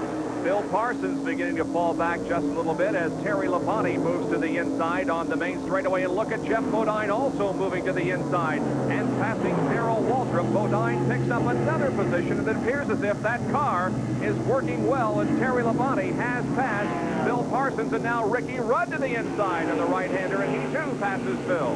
No, that is not faster cars coming up from the back of the pack and putting a lap on Phil Parsons. Phil Parsons has been very much in the thick of it all weekend long. Phil Parsons running in the top 5. And there's Neil Bonnet. It looks like an engine. Flames coming from underneath the hood of the Valvoline Pontiac as Bonnet goes to the right-hand side of the road down the backstretch. And that looks highly terminal. There's no way he's going to get all the way around to the pit. And so goes the year with Neil Bonnet. He has numerous top 10 finishes that put him second in the point standings, but in the most recent race at Talladega, he finished 32nd after having been involved in an incident. He was still running at the end of that race, however, but finished 32nd and dropped back to 4th in the point standings And now Neil Bonnet is going to pick up only a few points here, it appears, as what appears to be an engine lets go as he comes out of that fifth turn. A big plume of smoke, and you can even see some fire coming from underneath that race car. Neil takes it to the inside, pulls off the race course, and Neil Bonnet is silent in the Valvoline Pontiac. Boy, to go out of the lead that way. There's Bodine getting around with a little bit of a nudge from Dave Marcus as they go into turn number 1. Neil Bonnet, who has told us he's going to try pro stock drag racing in the near future. He's very enthused about that, very serious. He's talking with Raymond Beadle and Kenny Bernstein in the pit area this weekend here at Watkins Glen about it. Jeff Bodine is certainly not out of this race as the damage on the front end appears to have not settled that car down very much and not slowed it down. And Jeff Bodine continues to move his way through traffic and is at the present time being shown all the way up to 5th. Derek Cope directly in front. Derek Cope racing a little bit with Jeffrey. Remember, Derek slides out of turn number 4 there. Derek qualified second at MIS, and Derek Cope holding, and we got a crash in Bobby Hillen and Sterling Marlin. And it appears as if Hillen has made contact with the tire barrier. Marlin is able to get back onto the racetrack, but Bobby Hillen has damaged the left front of his race car in a collision with the tire wall. So another caution flag comes out, our third of the afternoon, and perhaps we can catch at least the tail end of this crash, and there is contact being made between the two cars. It looked like that Sterling Marlin and the Piedmont Olds had looped it, and Bobby Hillen was right behind and had nowhere to go and had to steer to the left side of Sterling. He got into the grass, which, remember, is very wet because of the rains we've had the last 2 days, and probably slid right over into the tire wall. Jeff Bodine, Darrell Waltrip, and others are in for another stop. As you can see, Harry Gant pulling back onto the racetrack. The yellow flag comes out on lap number 26, our third of the day, and they are continuing to work on the left side of that race car on Jeff Bodine, and there is the badly damaged race car of Bobby Hillen Jr. after its collision with the tire barrier. Talk about toe-in causing damage to the front tires. Bobby Hillen Jr. is experiencing the extreme. And Bodine goes back out onto the racetrack. Right behind him is Darrell Waltrip, so this caution period is going to juggle the standings once again, as some came in for a stop and some did not.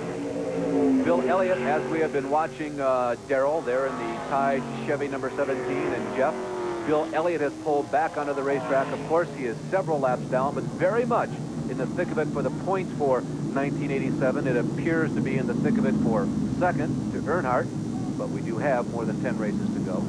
There are 19 cars being shown in the lead lap at this point, and they're being led by Rusty Wallace, with Terry Labonte running in second position. And Hillen limps into the pit area. Let's go to Dick Bergeron.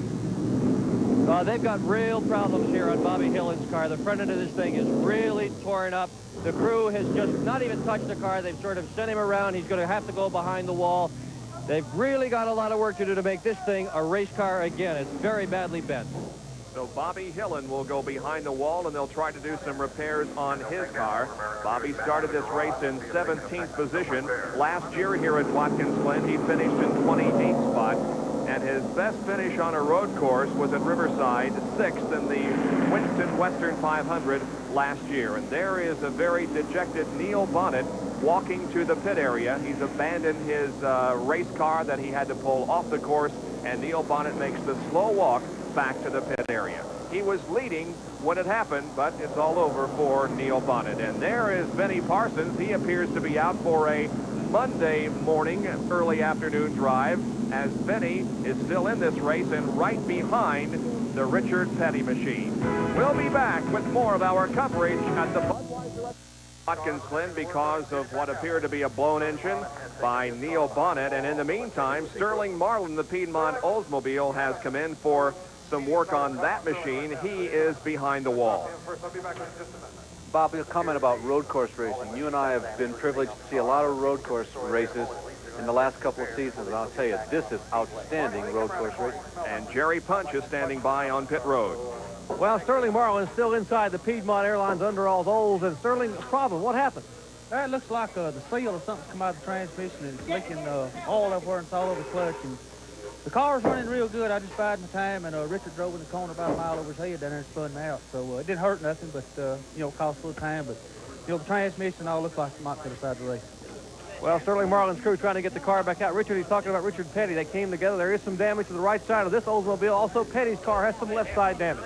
Well, perhaps the numbers are resulting in this bad luck for Sterling Marlin. He's 13th in the point standings going into this race, and he started the event in 13th position.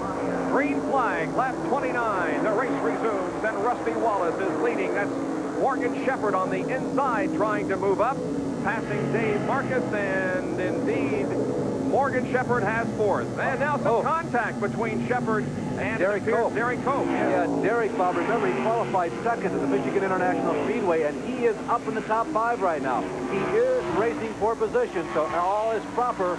They're in the Cope camp right now, Derek Cope. But look who's racing with him. It's Dave Marcus, who has been rather a silent giant this year in Winston Cup racing, having run very well in many, many races. And there is Kyle Petty, who is moving up in the field as he is putting Marcus back another spot. And Rick Wilson is in that batch of cars. You see the Kodak 4, the 4 Oldsmobile. Rick Wilson, who says, I want to do well at the Glen because I want to show everybody that I can run it more than just Daytona and Talladega, where he is an acknowledged strong runner. And, of course, Dale Earnhardt is also running with this pack of cars. They go into the corner 2 abreast. Kyle Petty leads the bunch with Marcus second, and then Tim Richmond. Look at the scramble for position as everybody tries to get in the best line, and some real close competition there between Richmond and Dave Marcus. Outstanding competition. I mentioned just before we went down to Jerry to talk to Sterling, this was good stuff on a road course, and these guys are making me prove to be telling the truth. Boy, Marcus is just not giving an inch. He's got that car position on the inside of the racetrack and saying, nobody's going to push me out of the way. I'm in the hunt for the lead here. Now Tim Richmond is able to pass him, and Dale Earnhardt is behind Dave Marcus. Here come the leaders, meanwhile. Down the backstretch, it's still Rusty Wallace, followed by Terry Labonte, then Morgan Shepherd, Kyle Petty, Tim Richmond, Dave Marcus, Dale Earnhardt, Rick Wilson, Bobby Allison, and Kyle Petty, and rather Richard Petty. Yeah, Dale Earnhardt sashaying a little bit as he went into turn number 1, but brought it back comfortably. Morgan Shepherd by having a good day. Morgan's had a good weekend. Another one of those people who seems to have been knocking at the door on a number of occasions this year. And I can guarantee you in conversations with their new crew chief, their new general manager, I should say, Bob DeVore, and Larry McReynolds, crew chief, and Morgan, they are not exactly biding their time, but they're holding back just a little bit. It's not 10-10th racing yet for Morgan. They want to get halfway and then head for the win. Rick Wilson is in the yellow number 4 Kodak machine, as he too is in this line of cars that are battling for position coming into corner number 1 again. Ahead of Rick Wilson is the number 21 of Kyle Petty and Tim Richmond. The crews are coming out of turn 1. There's turn 2 right underneath you. There is Richard. Just to put the turn 1, turn 2 in perspective just a little bit, you can see him coming up to the S's. This is turn 3, 4, and 5. You go downhill coming out of turn 1. The camera doesn't show you how abrupt the angle is when you're in the race car. And the next time the cars come around turn number 1, think that not only are they making a 90-degree turn, but they're taking a roller coaster drop down toward turn 2. They're making it look easy. Not an easy place to get around. 30 laps have been completed. There is quite an elevation change in that end of the race course. Now look at Dale Earnhardt move to the inside, trying to pass Kyle Petty, and he does it easily. At the backstretch, here is turn number 6. This is old turn number 10 on the Formula 1 Watkins Glen road course. Turn number 7 now, the traditional turn number 11. Enter home, they'll go underneath the bridge. You see the Winston Cup Series bridge underneath Harold Kinder and completing another lap. Front stretch right here, the pit straightaway, and into that 90-degree turn number 1 again, downhill. So Earnhardt is 5th, Kyle Petty back in 6th, and Dave Marcus 7th, Rick Wilson, Bobby Allison is 9th, and Richard Petty in 10th position. When you talk about road course wins, you got to mention Bobby Allison because he has more road course wins than any other active driver. However, he has not won on a road course since 1981. His road course victories began back in 1971. He won at Riverside in 71, 73, 75, 79, and 2 in 81. So he has 6 victories on the road course, but none since the 1981 season. Bobby Allison with a 6th career road course win. Richard Petty and Darrell Waltrip, who we mentioned earlier, who are tied for second with the most road course wins among the actives. There is Benny trailing King Richard. Speaking of Richard Petty, they have won 5 times. And in 4th is Tim Richmond, the young Charger who's come up so strong the last 3 or 4 seasons. He has won 4 times on a road course, and he currently is ranked 4th among all the active drivers. And the Hardee's race cam showing us pictures from inside Benny Parsons' machine as he is right behind now Richard Petty in the STP Pontiac. You can see Benny reaching up to the gear shift and moving through the gears. And now Petty moving alongside. And we have some rain that is beginning to fall on the windshield of that car and on the window protecting our broadcast booth here. It is certainly not a hard rain, but a few sprinkles are being felt in the racetrack area once again. And at 175 miles an hour, even a light sprinkle feels like a downpour. That's Bobby Allison right ahead of Benny Parsons.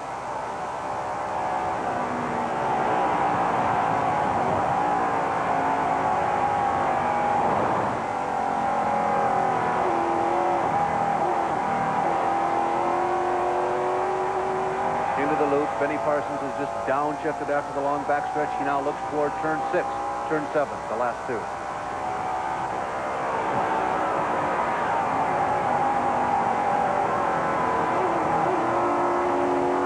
That's turn 6, now headed for turn 7. Now under the bridge, completing another lap. Petty into the curb hard. Petty sideways and then bounced off the right-hand side or inside curve there on turn 7. 33 laps have been completed. Halfway is 45. It's a 90-lap race, but if they reach lap number 45 and it continues to rain and rain harder, we could have a shortened event. Let's hope not. A week ago at Road Atlanta in a Busch Grand National race, Patty Moise was leading in similar circumstances. The rain began to fall down hard. Patty slipped off the track, and after she slipped off, they dropped the checkered flag, and Morgan Shepherd was declared winner there in a Busch Grand National race. Here goes Richard Petty once again to the inside of Rick Wilson as they come down the straightaway. And that is Bobby Allison right behind Richard Petty, and both of them get around Rick Wilson. Let's go to the pit area once again. Well, Bob, we can feel a little tiny bit of rain down here, but it's really not enough to affect the way the cars handle on the speedway. The ground is still absolutely clean, absolutely dry, and in fact, the area from which the weather has been coming all day shows that we are getting some improvement. It looks a little bit better down there than it did about 20 minutes ago. So, best guess is the rain is probably going to hold off for a while anyway. Yeah, I really can't think that we're going to get a rain strong enough or hard enough. Oh, Rick Wilson gets way out of shape, and Benny Parsons takes advantage. Nice shot from the Hardee's car cam, and Rick Wilson just getting a little bit sideways, and that was enough for Benny to pass. And here comes Derek Cope in 19, and he's challenging Benny on the right side. And Cope spins. Derek Cope spins going into turn number 1. He thought he had a shot there. Benny, of course, getting just about a half step behind when he had to get out of the throttle when Rick spun. He got by Rick, and Derek Cope tried to take advantage, and he just didn't have enough room going into turn number 1. So the Californian gets the car straightened around again. Derek, of course, from the Winston West circuit out on the West Coast, spinning in turn number 1, getting the car righted again, though, and back in the race. Bob, we might talk a little bit about the Winston West circuit. There's smoke coming from the back of Ricky Rudd's car. Oh, heavy-duty stuff. He was shown in 11th, by the way, Larry. The Winston West drivers have annual experience and have had for the last decade running a road course. They've run at Riverside many times, so someone like Derek probably has more experience than most of the Winston Cup regulars. Steve Crispin in car number 62, you can see getting off course and sliding around in the wet grass, finally getting back on course. Steve Crispin, a contender for Rookie of the Year honors in 1987, although at this point, of course, Davey Allison is well ahead in points in the race for the Rookie of the Year. And there is Rusty Wallace still showing the way, broad sliding and dirt tracking that Pontiac around this road course, remaining in the lead. Boy, he really is wrestling it, isn't he? And here is from outside, Derek Cope trying to get underneath Benny. Benny shoots down for the line. There's slight contact, perhaps. It's difficult to tell even from the in-car camera whether or not there was contact, but Derek had to change his line or get on the brakes or something as the road narrowed, and Derek ended up sitting sideways. In any case, Derek lost quite a few positions, but is able to continue in competition. And there is Rick Wilson, the number 4 car. Now, perhaps that was the reason why Rick got a little out of shape as we were watching from Benny Parsons' car. A flat tire has caused Rick to come in for a new one, and he goes back out there in competition. One more comment about Cope, by the way. And Ricky Rudd has spun off. Ricky Rudd, who we saw smoke falling from underneath about 5 minutes ago, has spun off course. Ricky Rudd, and perhaps we can see better what happened. He was running alongside Jeff Bodine, and the rear end comes around. Well, I think there was some contact there as Ricky Rudd tried to preserve his line as Jeff moved up the challenge. Ricky Rudd getting the short end of that stick. One last comment, by the way, about Cope. He had qualified 25th and was running well in the top 5. The Budweiser at the Glen at Watkins, Glen, New York is 36 laps old, and the leader is Rusty Wallace. Following in second position is Terry Labonte. Third is the 26 car of Morgan Shepherd, then Tim Richmond, and Dale Earnhardt is being shown in that 5th spot. And there is the battle for second. Morgan Shepherd in the green 26 is right on the back bumper of Terry Labonte in the Budweiser Chevrolet number 11. But they are quite a few feet and yards on the racetrack behind the leader, who is Rusty Wallace. And we'll be back with more of our coverage from Winston Cup race continues. We've had a shuffling of positions since we went away involving that car, number 11, Terry Labonte, and an incident he had with Morgan Shepherd. Now watch Shepherd on the left of your screen. He's a little loose as he goes to the inside. He slides out of control. He gets into Terry Labonte. They're both digging, trying to save it. The cars come around. Morgan Shepherd gets into Labonte. They both get into the soft grass, but Terry got away, losing only 4 or 5 positions. Go to Dick Bergeron.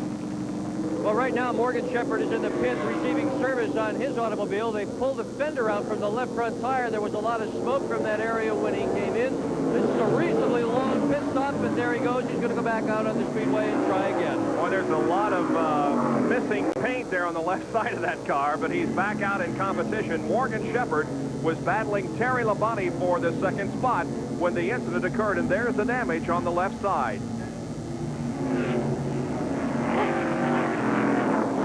There is the incident where the area where the incident occurred, and it may be just a little wet right there. Very interesting.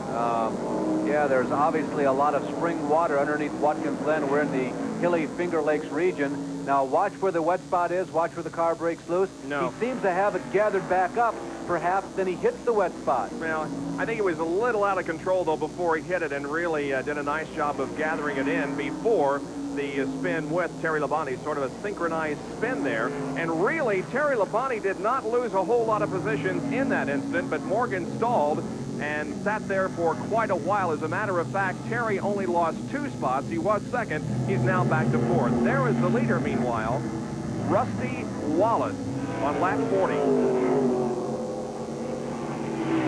Barry Dodson and the entire Kodiak crew, they've had a difficult year, not because they have not been running up front, but because they considered themselves as early as March as someone with a real good chance for winning the Winston Cup, but it hasn't worked out that way this year.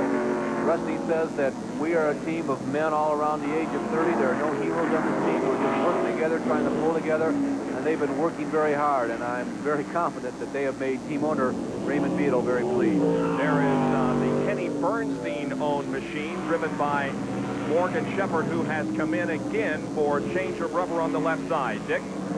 Well, this is a continuation, Bob, of the problem that he had come in for just a lap or so earlier. Ordinarily, when they have damage like this, they don't try to fix it all in one time. If they do that, they might lose a lap. So what he's doing is he's going to make a series of stops. The second, if they're lucky, this will do it. But when a car is badly damaged, they ordinarily come in several times rather than coming in once for extended service. Morgan now is done, and he's going to leave the pit area. While we were watching the Morgan Shepherd Terry Labonte sachet on the course, the king, Richard Petty, made an unscheduled stop stop. The STP Pontiac is now back on the course, but he had a right rear tire going down. They came in, changed all 4 tires, and the good thing about a road course, you don't lose a lap. It takes so long to get around. So Petty back on the course, but he lost a lot of time. And there is King Richard in the STP Pontiac, resuming the competition out there after having made that pit stop. Now, by the way, the interval between first and second position as we continue to watch Richard Petty is almost 11 seconds. That's how much of a lead Rusty Wallace has on Tim Richmond, who's now in second. There is Rusty, continuing to run very smoothly in that Kodiak Pontiac, the number 27 car. He has certainly been the strongest car on the racetrack all afternoon long. He has not led every lap by any means, but he has been, without question, the fastest car since the drop of the green flag. Again, about an 11-second lead now on second place, Tim Richmond. And when you're driving the Watkins Glen road course, you not only have to worry about going fast, but you have to worry about conserving the automobile. When it comes to qualifying and everything, you got to drive her hard. But during the race, we'll try to stay on the racetrack, keep the downshift and upshift in synchronization. You know, don't screw up there. Don't over-rev the motor too much, which happens an awful lot. And from there on, you know, it's just a driver's game. The crew's done all they could possibly do, and you got to do the rest. Rusty Wallace is looking for his third Winston Cup victory. The most recent was at Martinsville in September of '86, and then, of course, he won on ESPN at Bristol Raceway. And Jeff Bodine is in the pit area once again. Jerry? Well, problems continue for the Chemung native. Jeff Bodine has the Chevrolet back down pit road. You saw earlier they had trouble, contact with the wall, and they bent their front suspension. Now they have a flat tire. A tire possibly going down. The front of the car is spin in severely. The right side of the car is scraped. They will change all 4 tires. As Jeff Bodine still sits on pit road, he will not lose a lap, but he'll lose a lot of time as they continue to work on the Levi Garrett Chevrolet. Let's go up to Nick Berggren. And I'm with Harry Hyde up pit road. Harry, your car seems to be running very well. Are you running strong enough to win the race? At this point, Rusty's got a pretty good lead on her. I think probably if after another pit stop, we'll be a lot stronger. We're going to make some changes that should close the gap up. That's Harry Hyde. He is crew chief for Tim Richmond. The defending champion of the race, Tim Richmond, at the moment lies in second position, about 11 seconds behind Rusty Wallace. There is Tim in the number 25 Folgers machine. With all the scrambling we've had going on, the standings have changed significantly. Bodine gave up 7th position, by the way, when he came in. Earnhardt is 3rd. Terry Labonte has recovered to 4th, and Kyle Petty is running in 5th. Dave Marcus is in 6th position. We mentioned that Bodine had given up 7th. Bobby Allison is running in 8th. Benny Parsons is in 9th, and Darrell Waltrip 10th. Bill Parsons 11th, and the number 7 car of Alan Kowicki was being shown in 12th position at the lap 41 mark. This is only the 7th race of the season for Tim Richmond. He's won 2 of them. Meanwhile, back up front, we check on the progress of Rusty Wallace. He continues to lead, running very smoothly. He's got Jeff Bodine just ahead of him, so Jeff is that close to losing a lap. And, of course, Jeff was the driver that Rusty Wallace battled for in the early stages of this race for the lead. There is Harry Gant moving to the inside in the Skull Bandit. Harry Gant going around Rick Knoop. Rick Knoop, of course, with a great deal of experience on road courses, most of them in a Porsche IMSA car, a GTP car, out of the stable in Laguna Beach Hills, California. Rick Knoop running this weekend for the number 16.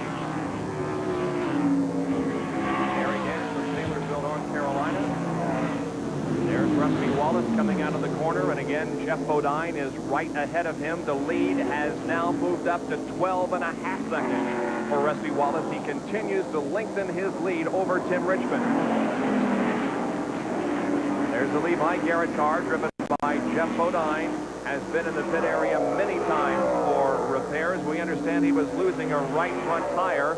He came in to have that repaired. Still has, however, problems in the front end of that machine after an incident early in the race with Rusty Wallace and the guardrail. There have been 7 different winners in 1987 so far, and one of them has not been Rusty Wallace. Rusty Wallace has really positioned himself to win here today. Rusty Wallace has shown a great deal of dominance, and they must be right now standing in the pits with fingers crossed. Right now, looking very good for his third Winston Cup race, although we are just at the halfway point at this moment. 45 laps.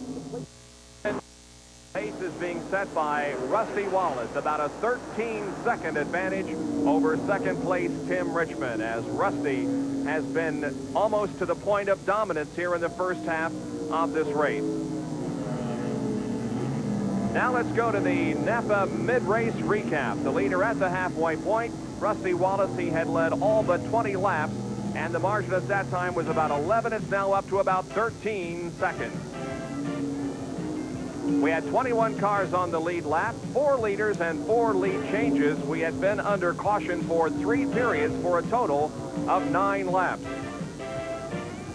Out of the race, the number 76 car of Phil Good, number 1 Chuck Schrodel, and the 75 car of Neil Bonnet. All of those machines out of competition.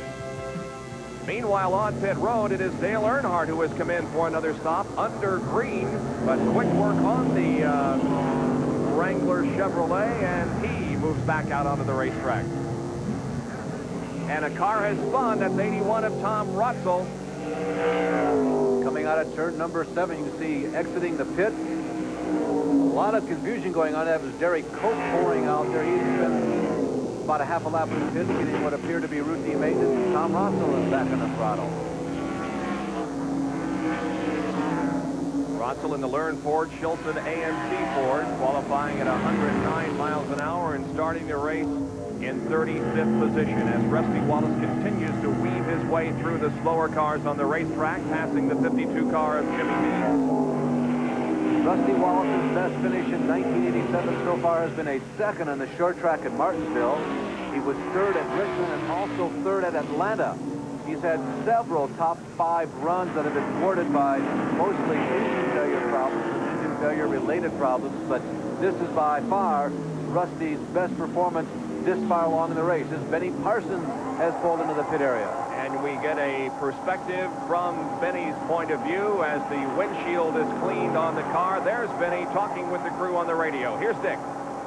This is a relatively routine stop. They put 2 left side tires on the car. Henry Benfield has loaded up the gas tank with a couple of cans. Benny is gone. A lot of cars have been coming in, and pit crews up and down pit road have been active. It's just they think that their cars need some fuel, so we may well see some more pit stops in the next 2 laps. From the Hardee's race cam, we watch Benny Parsons move out of the pit lane and onto the racetrack once again. Benny Parsons executed 27 laps between pit stops. That seems to be a relatively repetitive pattern among many of the top runners, somewhere between 25 and 30 laps here. A little less probably than they're capable of going, but by going right and left, making right and left-handed turns, there is the damage that we saw Buddy Baker's car experience a little earlier. You don't get quite the same mileage, certainly not the extreme of it, as you do when you're on a high bank, that you can set your fuel cell to accommodate every drop that's in there. Of course, you run out on a high bank, you can always coast around. You can't do that on a road course. And 3 of Best Pressed Racing down the straightaway. That's Darrell Waltrip along with Bobby Allison and Phil Parsons, as Allison has the spot there with Darrell Waltrip and Phil Parsons falling in behind. And in the back of that group is Alan Kowicki. Now, we had a report about 10 minutes ago that Alan Kowicki was in the top 12, and if so, he's having a good ride. This would easily be Alan's most outstanding performance on a road course. There's Waltrip. Hard to miss that car. Phil Parsons is stalking. Bobby Allison continues to run in front. You can see Kowicki right behind him. Michael Waltrip on the left of your screen. Michael is running in front of many of those other cars around him, but behind this trio right here of Allison and Darrell Waltrip and Phil Parsons. By the way, that is the battle for 6th position. Allison in 6th, followed by Darrell Waltrip and then Phil Parsons. 6th, 7th, and 8th on the racetrack. By the way, we'll update you on the position that Benny Parsons is running in. He's in 12th spot after having made that pit stop. But Rusty Wallace is the man to beat at this point, and he is gaining a half second a lap every time he circles this 2.4-mile racetrack, and Bobby Allison comes into the pit for a stop. Bobby Allison heading pit side to be serviced by Jimmy Finnegan crew. Began this race in 21st position. Of course, he had that spectacular win at the Firecracker 4th of July weekend when Kenny Schrader crashed and slipped. Jerry Punch is there. Routine pit stop for the leader of the Alabama gang. Bobby Allison has the Miller Buick on pit road. Left side tires are already on the car. Green flag stop. This is a scheduled stop for Allison. A little about 5 or 6 laps earlier than they had hoped to come in. And the stop a few minutes ago for Earnhardt, likewise. The scheduled stop a lot earlier than they wanted to come in. They just weren't getting the fuel mileage they wanted to. In fact, Earnhardt may have to come back in again, whereas Rusty Wallace, who should pit within 4 or 5 laps, may only be able to go the rest of the way with this final pit stop. Very interesting, as we may be seeing what amounts to the final pit stop of the afternoon. 50 laps been completed, 40 more to go, and Davey Allison comes in for a stop. Now, Davey, not particularly accustomed to the road courses, began in 33rd position, but the real story involving Davey Allison this weekend was the story about the crash of his hauler. It was coming down a long hill here just outside of Watkins Glen when the brakes went out of it, and the hauler crashed into a cement barrier to avoid hitting some other cars and some people. And there were a couple of injuries sustained by the crew members on the Davey Allison team, but no serious injuries. And Davey had to overcome that problem before qualifying and practicing for the race. This is his first time ever in a Winston Cup car on a road course, and their plans were to come here to just do a lot of learning anyway this weekend. But as you pointed out, that's just the fuel filler, the overfull that is just spilling out. No problem there. You saw it on Bobby Allison's car too when he exited. They never anticipated the Davey Allison, Joey Knuckles crew here in Near's car as tough a weekend as they have. And there fortunately were no serious injuries. Matter of fact, one of the people wasn't even sure if he could perform his normal pit side duties in this race this weekend. Now washing over to Monday was Joey Knuckles. Dale Earnhardt going around Davey Allison on the outside. As Davey having a little trouble getting back up to speed in that car. Certainly a super speedway specialist, as Davey has won already on the Winston Cup Series this year, as Kyle Petty comes in for a quick stop in the Citgo Wood Brothers prepared Ford. Kyle Petty has gone 31 laps between pit stops. We've had a 25-lap Skane and a 29, and now a 31. Kyle is 5th in points. He has finished 16 of the 17 races run this year, including that spectacular win at Charlotte in the longest race of the year, the 600-miler. And he is 5th in the point standings. The Wood Brothers have completed the pit stop, and Kyle Petty begins to pick up speed once again. Kyle is easily having his best year as a Winston Cup racer. Over the past 4 or 5 years, every one of these years is going to pop up, and Kyle was going to be in a position where we would say, well, he's arrived. In 1987, he has definitely arrived. It's interesting, Kyle's life has become more complex this year than ever before, but yet his racing career has also been more successful. Watching Tim Richmond because we anticipate a pit stop, and indeed here he comes, swinging to the right side of the racetrack off of turn 7. He's headed for the pits. Let's go to pit road. And Richmond's going to take service. Again, the tires on the left side are the ones that get changed here because you're usually taking right-hand turns, so it's the left side tires that take the most abuse. One tin can goes flying out of the back of the car as they've got 1 can of fuel in it. There's some damage on the right-hand corner, very minor. Whoa, there goes Richmond. Good, fast pit stop. Jerry Punch, what's going on down at your end? Well, they're getting ready to pit Rusty Wallace. Here's the Kodiak Pontiac. You know, Wallace came in and pitted on lap 20. They are supposed to bring him in on lap 56. That means he will have gone 36 laps under green. If they do pit on 56, they'll have 34 laps to go to the checkered flag. There'll be no problem. A lot of smoke coming from the 63 machine of Jocko Giacomo, the Lenro Motorsports Chevrolet. He has that car to the inside of the racetrack and is slowing. This could bring out a caution flag if the car can't make it. It does indeed.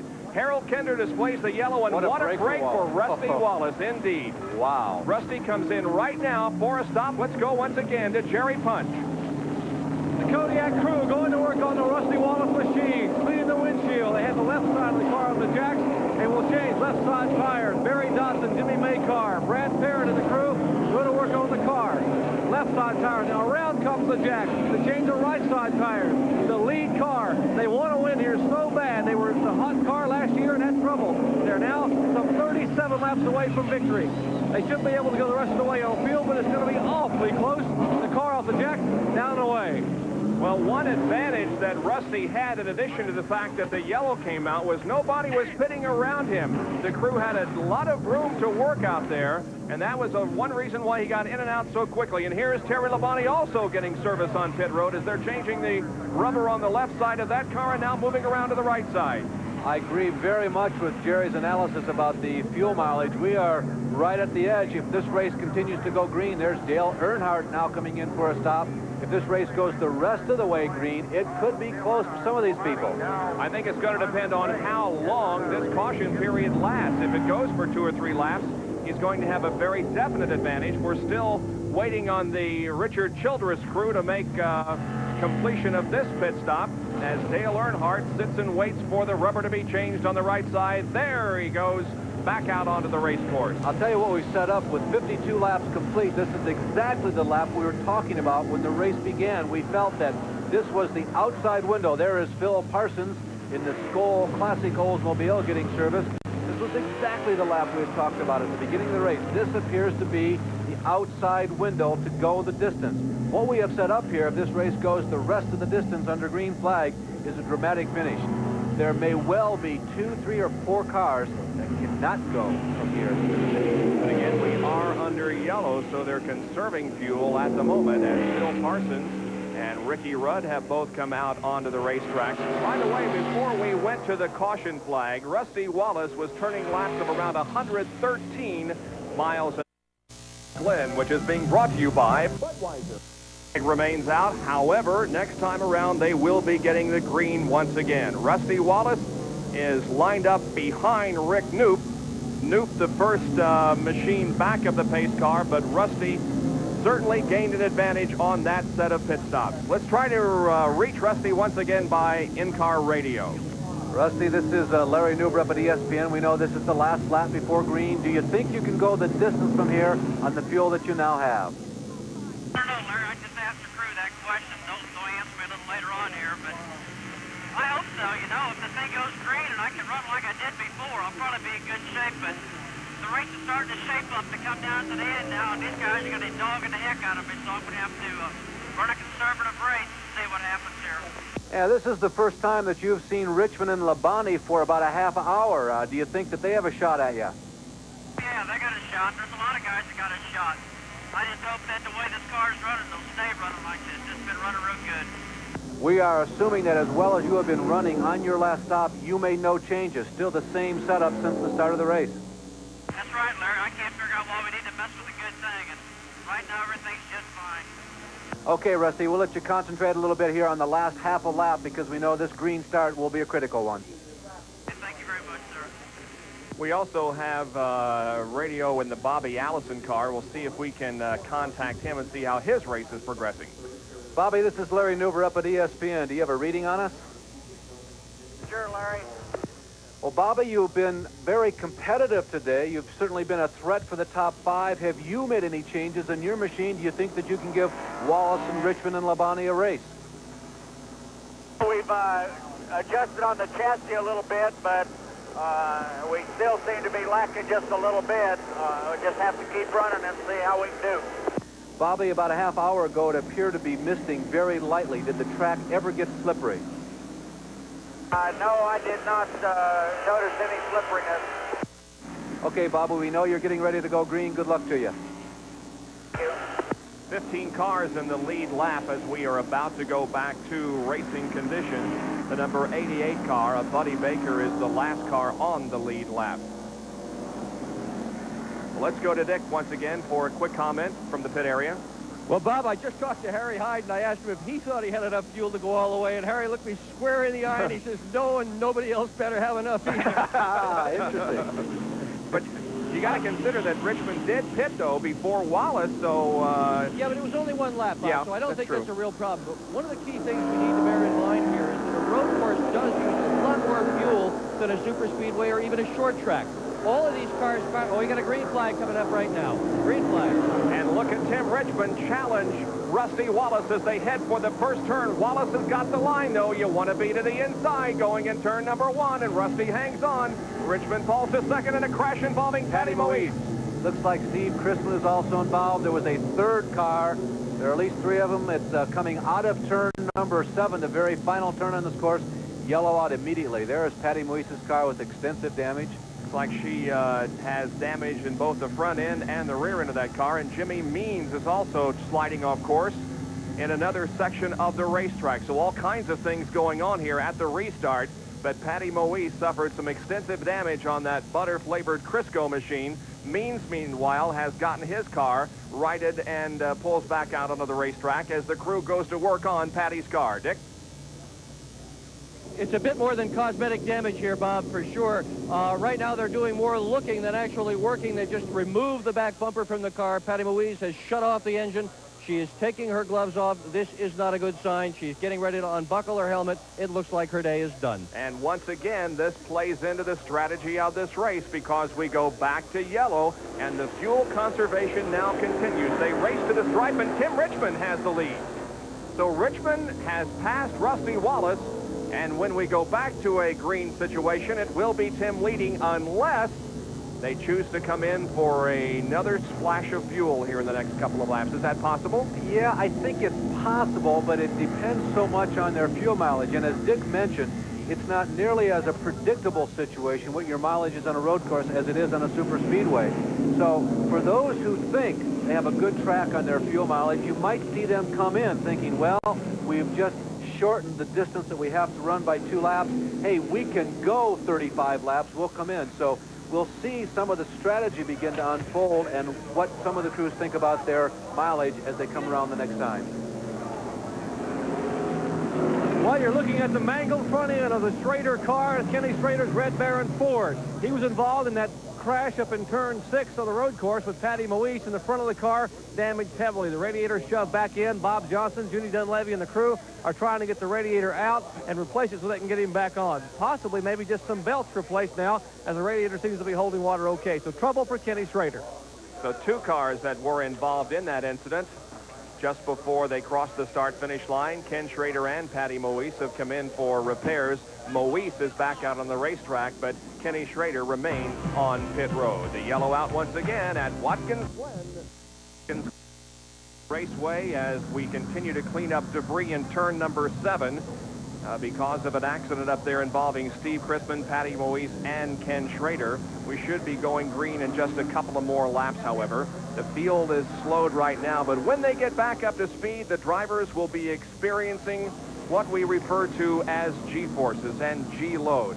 Well, what does it do to a driver? How does it affect his driving ability? Here is Dick Berggren. This is a G analyst. It measures acceleration, cornering, and braking effort. Here, engineer Doug Gore installed a G analyst into Benny Parsons' Winston Cup race car, where Benny will take us for a ride around the speedway. Handling reads out in G's, the force of gravity. To give you an idea of 1 G, the best roller coasters corner at about 1 G.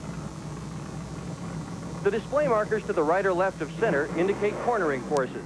They fill to the right with hard right cornering. Now here's Benny Parsons going through the first turn. He's showing 1.4 G's of cornering. A good street car will corner at about 0.3 G's. So Benny took the turn with about 5 times the cornering force of a street car. Acceleration data shows Benny able to power out of the turns at over 0.45 G's. When you hit passing gear on the highway with your street car to pass a slower automobile, you'd be lucky to feel 0.15 G's, about a third the acceleration of Benny's race car. The G analyst showed Benny generally doesn't brake any harder in his race car than you do in a panic stop, about 0.8 G's, even though he has much better brakes. Benny has to save his brakes for the race. He does, however, get on the brakes early, and he stays on them late. The G analyst can be conveniently mounted in either a race car or a street car. It's a device that helps teams set up their race cars to corner better, and it's an excellent help in testing. It's also a big help in improving driver skills. So a little bit of information there on G-forces as we are inside Benny's car now. Well, ESPN is the exclusive cable home of the National Football League. We'll have several regular season games, NFL, here on ESPN. Now, you can see to the left of your screen, several teams are coming in and making some pit stops here for some final fuel to go the remaining 31 laps that we have to go in this race. But the leaders, at least those running up toward the front of the pack, have not pitted, including Tim Richmond, Rusty Wallace, and Terry Labonte. They've stayed out there and apparently think they can go the rest of the way without another pit stop. We'll be back with more from Watkins, Glen, New York, right after the break. A little over 30 laps to go. Next time by, they will be receiving the green flag. You can see the lights on top of the pace car are out. That signifies the drivers behind the pace car that when they come through turn number 7, get ready to stand on the accelerator because racing is going to resume. Now, Tim Richmond beat Rusty Wallace back to the starting line when we had that caution flag come out, and it's going to be interesting to see now what Rusty does on the restart if his car indeed has the horsepower and the handling ability to pass Tim Richmond and go into the lead once again. Before we went to the caution, during race conditions, Rusty was pulling away from everybody at the rate of about a half-second a lap and turning laps at around 113 miles an hour. Let's see if Rusty can do that again when we go back racing. But Harry Hyde, Tim Richmond have agreed on some changes. There are some interesting stories there in the top 10. See Dave Marcus going by? Fourth in line, third in this race. Running in 7th in this race is Alan Kowicki. Most of those cars that you see on your screen are up front running in the lead lap. Jeff Bodine has been able to stay on the lead lap. Buddy Baker. We'll go back up front and give you a real quick rundown before this last round of pit stops. It was number 25 Richmond, 27 Wallace, 71 Dave Marcus, 17 Darrell Waltrip, the number 3 car of Dale Earnhardt. Kyle Petty was up there. Alan Kowicki, whom we mentioned, Phil Parsons, Benny Parsons, Ricky Rudd, Richard Petty, Jeff Bodine, and Buddy Baker. Field being led between turns number 5 and 6 now. Going through corner number 6. Short straightaway before reaching turn number 7. As the pace car begins to pick up speed just a little bit, he'll be darting to his right and moving off of the racetrack onto pit road as the field now also begins to accelerate, and Harold Kinder displays the green flag with some ominous looking clouds overhead, but still no significant rain during the course of this event. Richmond goes into corner number 1 still with the lead as Darrell Waltrip and Dale Earnhardt battle for 4th spot. Richmond maintains the lead. Wallace second, then Labonte, Marcus, Waltrip, Earnhardt, Kyle Petty, and Alan Kowicki. They come up through the S's. Okay, for Rusty Wallace, here's the scenario. Coming out of this turn right here, turn 4, and headed toward the long backstretch. If he still has the horsepower, this is where he will catch Tim. He needs to hit turn 4 at the base of the S's just right. He needs to execute turn 7 very well, just before the pit straight. If he's got a chance to pass, there is Dale Earnhardt going to the inside of Darrell Waltrip. He used that long backstretch we were talking about. Well, let's not count Dale Earnhardt out of this race. The current points leader in Winston Cup has certainly shown that his car is running well. Now, this is what happened when the green dropped. Look at Darrell Waltrip move to the inside of the course and try to block the progress of Earnhardt. Earnhardt moved up high on the track, but as we indicated, the low spot, the inside position, is the one to be in when you enter turn number 1. And Dave Marcus has held his own. The field flashes past the start-finish line. There is Wallace tucked in behind Richmond. He appears to be a little closer this time than he was on the restart. Does that mean if he hits the S's just right, as we see Ricky Rudd in red moving to the center of the track, that if Wallace hits the S's just right, we'll leave a chance at Richmond down the backstretch? That's Rudd, Cope, Benny Parsons running there together on the racetrack, but our attention is focused up toward the front. Here comes Rudd, and then Benny Parsons, and then Derek Cope and Jeff Bodine, who remains on the lead lap, but is, I don't think, a threat to win this thing. Here comes Rusty. Don't think he's going to have the momentum build up, though, to make a pass on Richmond. He does not, but look how close the first 3 are, and here comes Kyle Petty, passing Darrell Waltrip. Kyle Petty having another great race, and look at Alan Kowicki. Alan Kowicki is right up there. Remember, he too is on the lead lap, so some great dicing going on here in the final stages, during which we believe everybody can go the distance. But did Richmond, Wallace, Wallace. Labonte hit late enough to go the rest of the way. Kyle Petty and the number 21 Sitco sponsored machine prepared by the Wood brothers. Oh, He was the winner at Charlotte. Look at Rusty Wallace now, again, moving to the inside. That's what you want to do, but does he have the horsepower to gain the top spot into turn one? Rusty Wallace takes the lead from Tim Richmond. Tim Richmond was out of control as he came out of turn number 7, losing some momentum, which allowed Rusty Wallace to get underneath, perhaps allowing Terry Labonte running in third to move past Richmond. Now let's see if Wallace is as strong as he was in the early stages of this race. Tim Richmond appears to be letting it all hang out. Tim Richmond is going for it, but right now he cannot get back around Rusty Wallace. That is indeed what it looks like Richmond is doing. He's just trying everything. Dirt tracking the car, sliding it around, trying to hold on to second position. He's doing it at the moment, keeping Terry Labonte back of him in third, but he's seeing Rusty Wallace move ahead and beginning to stretch out the advantage just a little bit. Oh, there is Rusty Wallace wrestling her around number 2. Rusty Wallace was trying to hold on, and he was successful. As you can see, this is a live shot, and Rusty Wallace is back in the lead. And so they are in single file order now as Richmond is in second position, the defending champion of this race, and the driver who has won the most road course races since 1982 is in second. We asked him earlier about the finesse you need to drive this racetrack. Yeah, if I had to finesse the car, I might as well quit. I mean, you know, I like to finesse them when they're backwards and sideways. You know, when you finesse them, if you can finesse a car and make it look smooth, you're not going fast enough. In my book, if I look smooth, I'm not going anywhere. Well, Tim Richmond at the moment is not going anywhere, but at the same time, he isn't losing anything. He's holding on to that second position as the skies begin to brighten now, and at least here on the main straightaway where we're positioned, it's about as bright as it has been the last 2 or 3 days here in the central New York region. So I think the threat of this race being shortened by rain is down the tubes at the moment.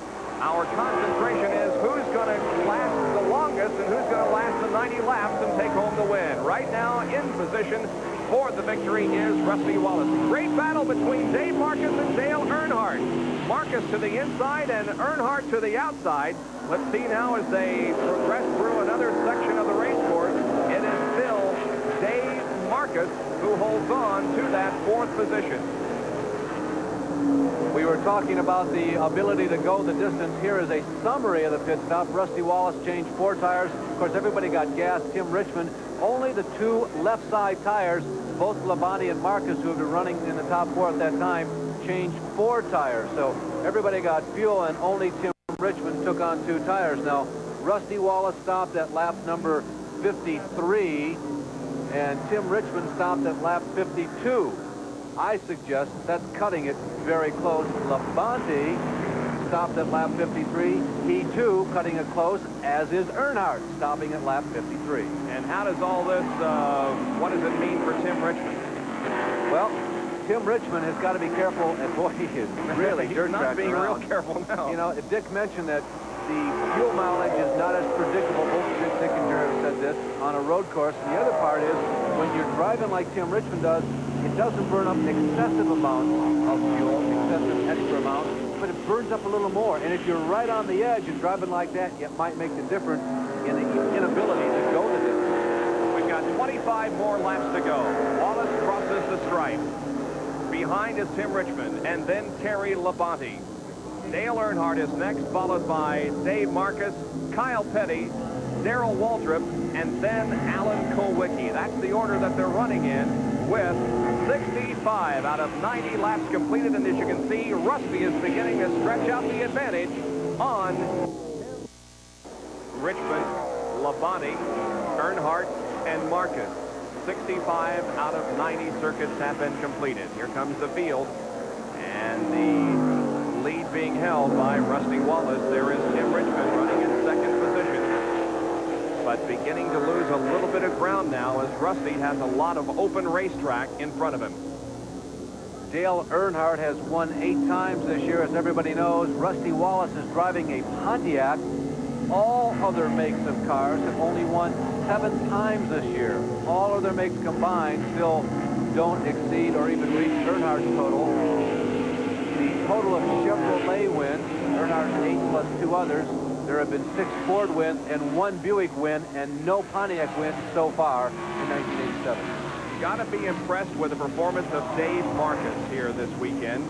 Dave didn't have all that great a starting position. He began in 14th spot, but now is in, I believe, 5th position. Right behind him is Kyle Petty and Darrell Waltrip. But Marcus, as he did at Daytona in the Firecracker 400, is just having a tremendous run. Let's go to the pit area. Well, it's no surprise Dave Marcus is running as well as it is. A few weeks ago on ESPN at Riverside, California, Marcus had a super run. He had a brand new race car, the same car he had here, only his second race. He was running 3rd at Riverside with 20 laps to go when he cracked the cylinders. He was a contender there, and he thought he could be a contender here today, yet he might. He's running awfully strong, and the crew down here, Norman Degree and the Lifeboy crew, feel like they may have a shot at it yet. Well, they could very well indeed. Now, Dave Marcus's last win in Winston Cup competition was right here on ESPN back in February of 1982 at Richmond. But Tim Richmond has spun off course. Second place, Richmond is in turn number 7 trying to get going once again, but he has lost some valuable spots. We suggested earlier that Tim might have been trying to carry the car. He was really wrestling it through the turns, seemed to be giving it all he was worth, and perhaps that was the result of it, Bob. So Richmond is no longer in second position. Here's how it occurred. Watch at the top of your screen. Richmond headed backwards in turn 7.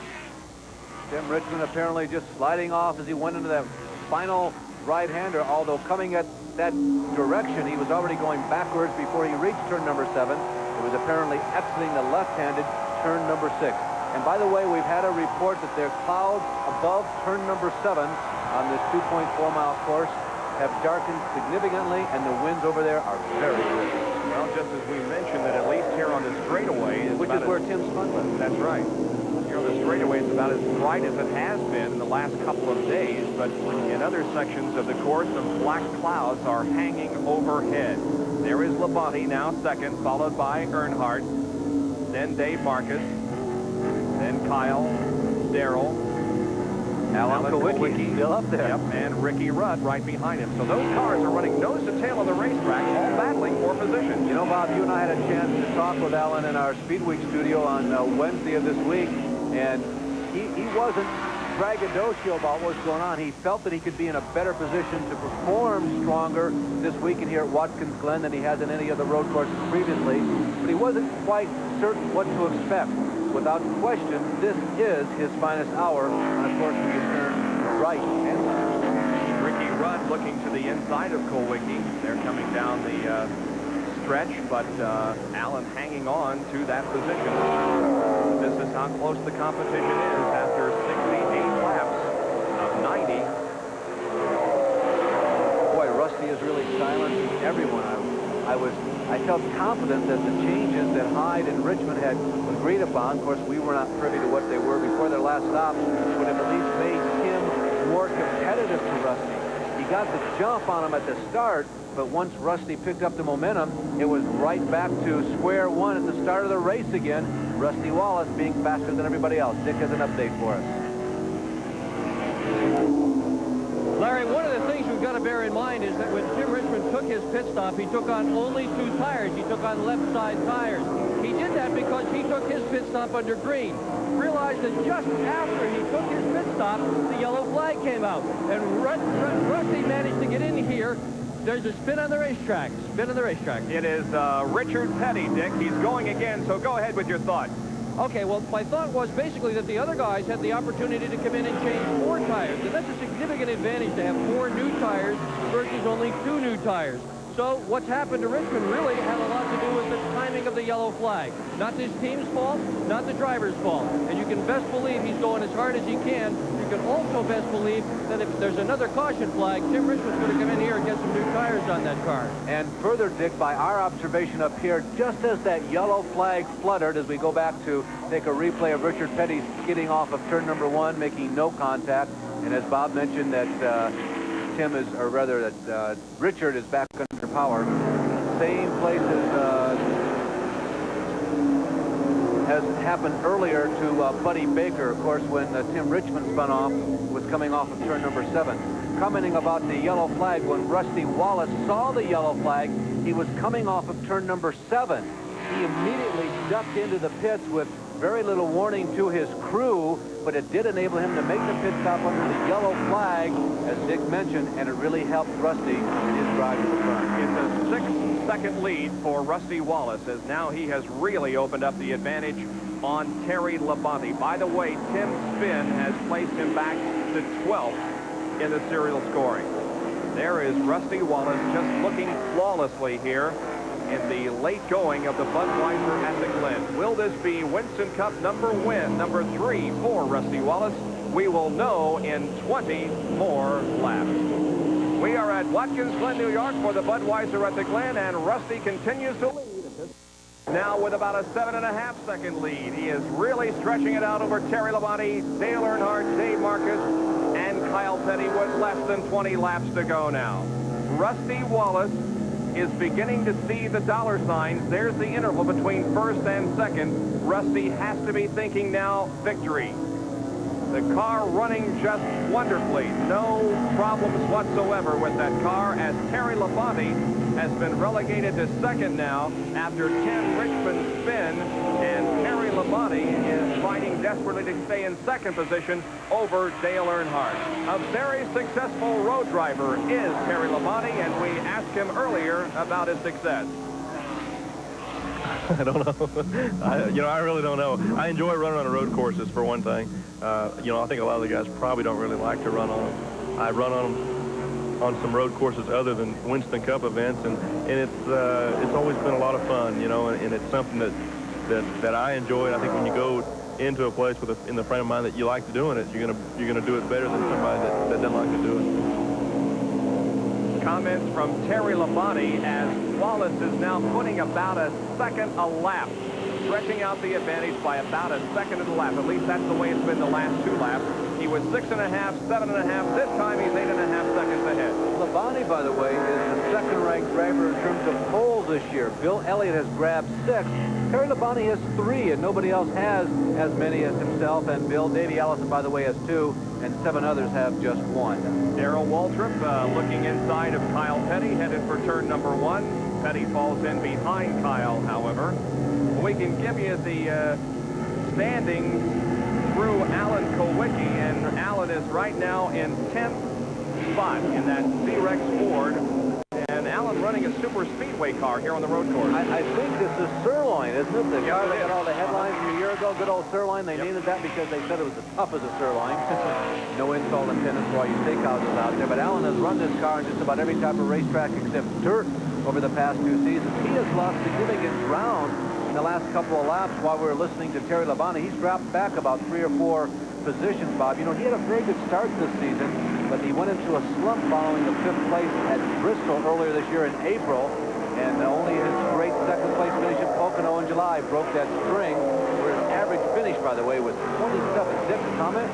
Yeah, I wanted to talk a little bit about Alan Kulwicki, Larry. You're right, he is driving Sirloin, and that, to me at least, is a truly remarkable phenomenon that he is as far up in this field as he is. Virtually everybody in front of him has a special road race only car, and he takes his old car that he ran, for almost all the races last year. He'll convert it to run here, and then he'll convert it back, and he'll run Martinsville and Bristol and all the rest of them. But there's one other little hooker in this whole Alan Kulwicki story, and that is that he lost his engine in the car on Saturday night. He cracked the cylinder head. He walked up and down the garage trying to get an engine. Finally, he was able to fire one from Junie Dunleavy. That's Kenny Schrader's car rotor. Put the motor in. The very first time he was able to fire the thing up was on pit road here this morning when they said, "Gentlemen, start your engines."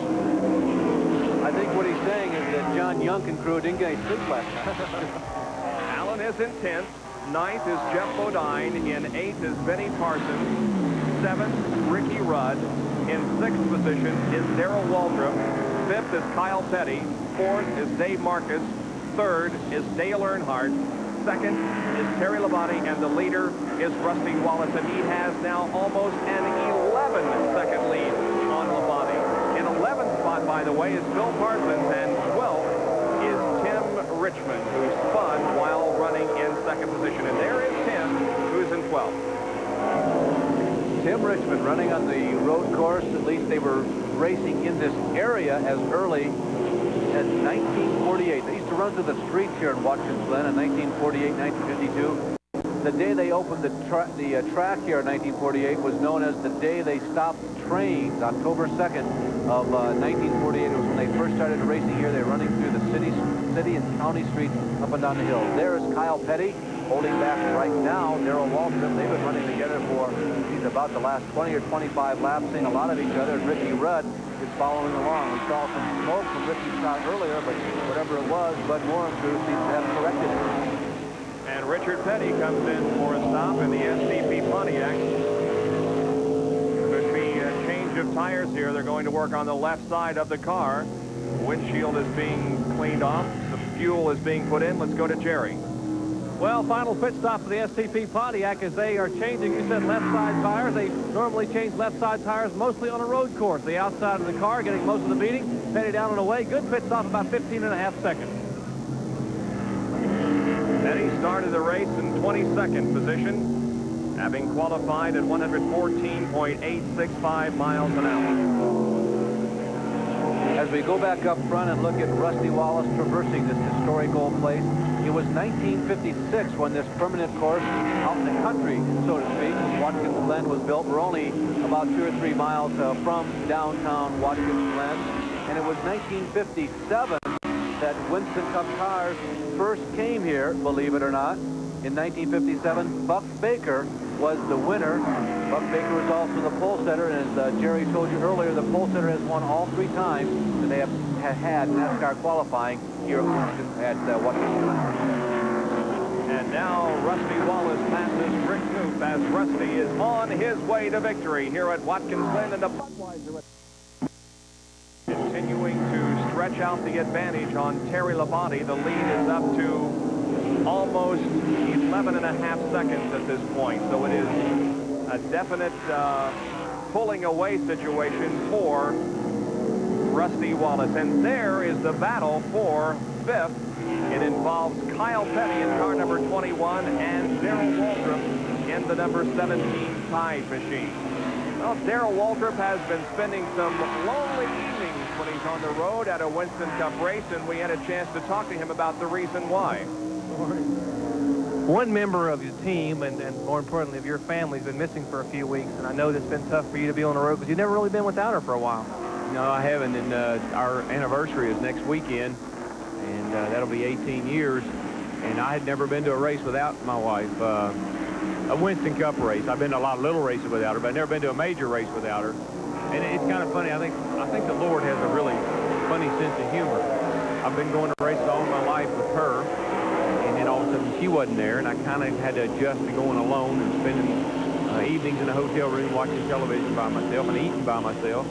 And about the time I sort of adjusted to that and gotten used to that, now the Lord's going to bring her back along with a little girl, looks like, and my life will be changed again. So it's sort of the calm before the storm, I think, is what people tell me anyway. But I tell you, I look forward to it.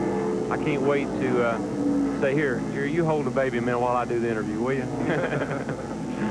And Darrell's season has certainly turned around since the addition of Jeff Hammond to that team. Riverside, the first race that Jeff joined, he finished 17th there, but then a 7th at Michigan, a 4th at Daytona, a 19th at Pocono, and a 4th in the Talladega 500 most recently. And Darrell today running a very strong race. They seem to be frozen on the springboard before Jeff came on board, and now they're only about a tick behind because they're hitting 4th and 5th with consistency, not challenging for the lead yet, but they are closer without a question than they've been all year long.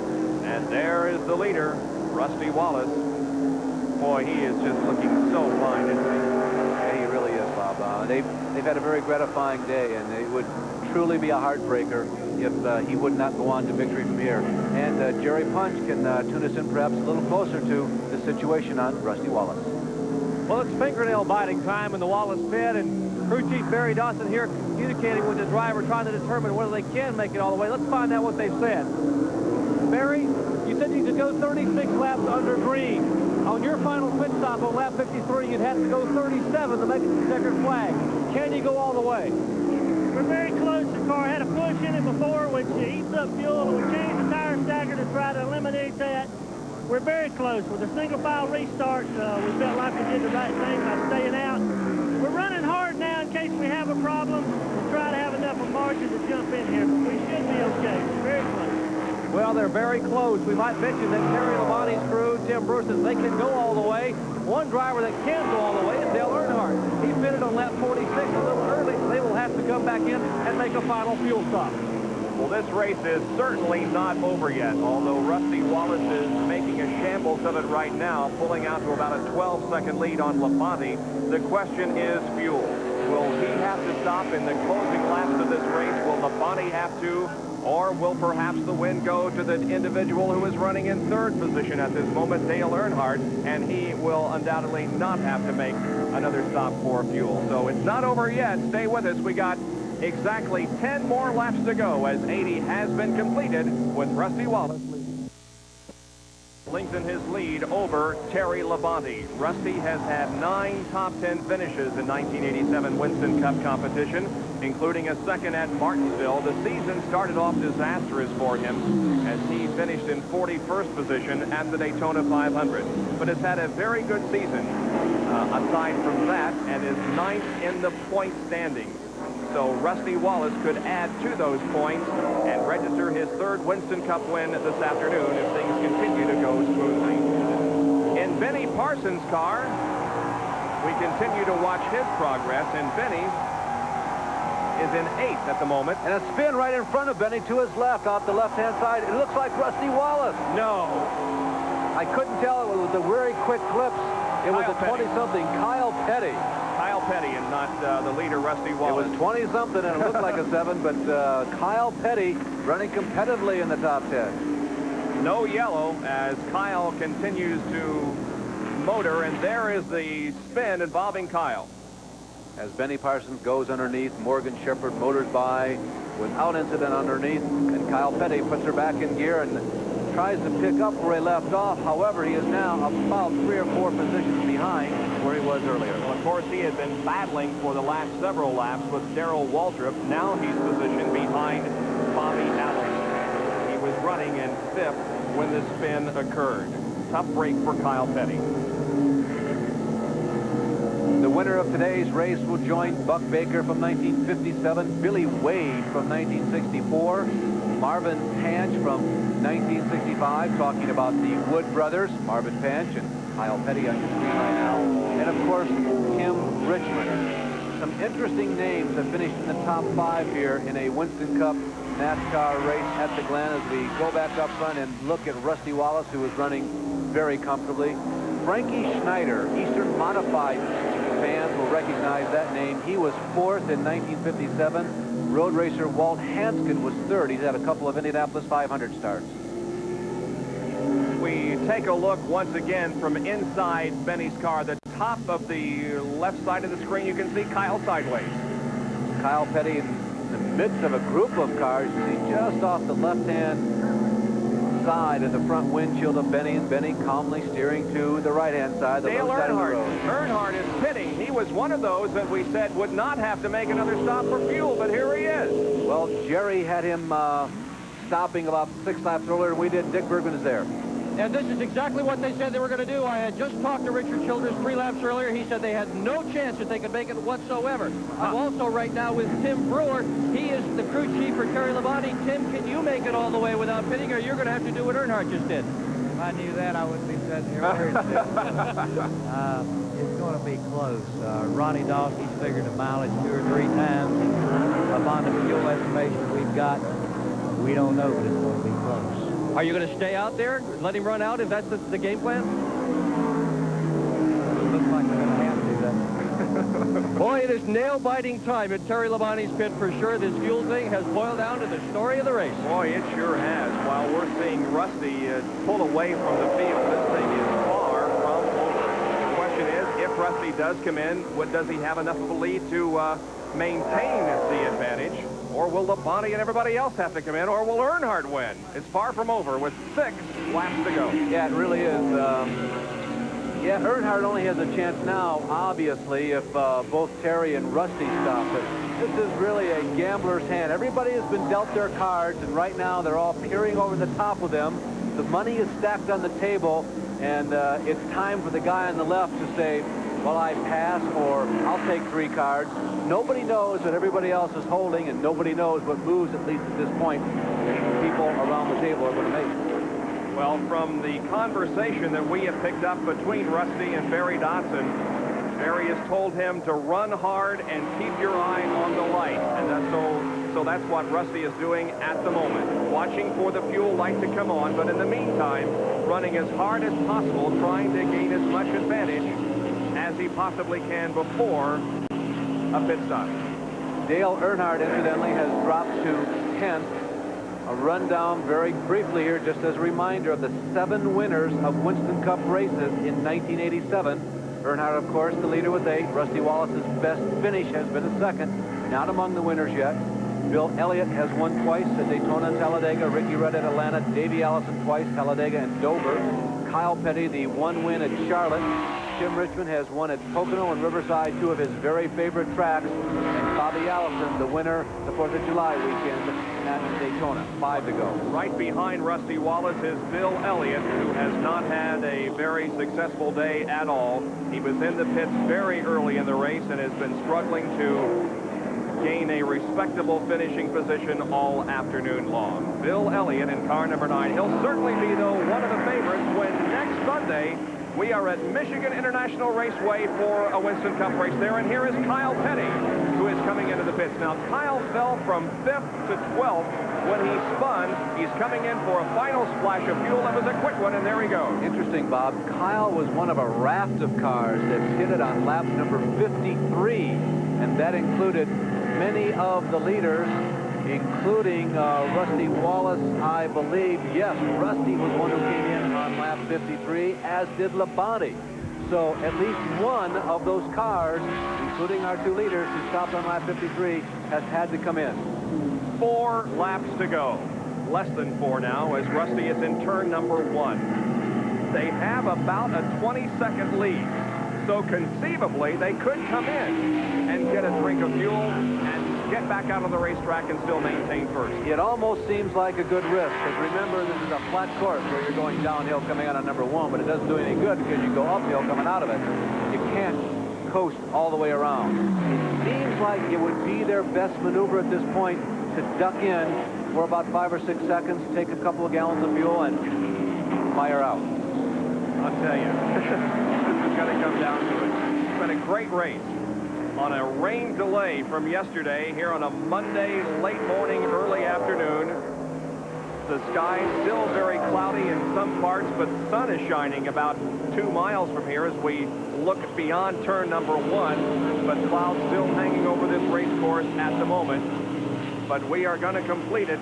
Now there is less than 4 laps to go. Rusty Wallace in the Kodiak Pontiac crosses the line, and now there are only 3 more circuits left. Number 7 on the money winnings list for 1987, the winner of over $304,000, Rusty Wallace, is trying to add significantly onto that. He is currently ranked 9th in the point standings. He has finished in the top 10 times. He has finished in the top single position not once this year. And there is Darrell Waltrip's Tide crew, led by Jeff Hammond, getting set for a possible stop by Darrell. They're watching for him. Interesting, we were talking about people stopping on lap 53 like Wallace did. Kyle Petty, he had to pit. Waltrip pitted lap 53. Another one. Well, we're just going to have to keep our eye on Rusty and see what happens with that car. See what he does. He's in the 88th lap of this race. When he crosses the stripe, he will complete lap 88. At this point, Wallace's crew also needs to keep close tabs on what Tim Brewer and Terry Labonte do, because if they come in, it's automatic. You need to come in. If they stay out, then you don't know what to do.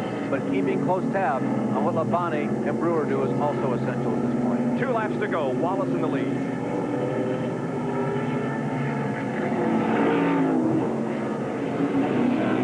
Out of turn number 1. He's got Bill Elliott right behind him, but Elliott is not on the lead lap. And Elliott has been close enough to Rusty for a long enough time, and Rusty has been so much better than Bill today. I think it's pretty obvious that Rusty has backed off just a touch.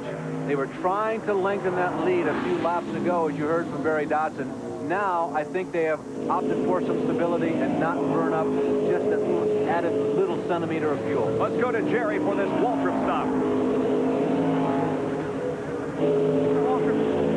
They may have stretched it one lap too far as Darrell Waltrip coasts the Tide Chevrolet in out of fuel. They're now pushing the car, trying to get it refired. They have splashed fuel back in it. Darrell Waltrip working the clutch, trying to get the car geared. And Rusty Wallace is out of fuel also. He is coming to pit road. Wallace's crew waiting for the Kodiak Pontiac. Rusty has just radioed in and told him he is out of fuel. Elliott is off course, meanwhile, gets back on quickly. Rusty will make a stop here on the last lap of the race. Here he comes in. The red light, the fuel light is on, indicating the car is just almost out of fuel. Coming in quickly. He's got a 20-second lead. White flag is out. Labonte has not come past the start line yet. Still looking for Terry Labonte. The fuel in, and Rusty is back out on the racetrack as we have a car.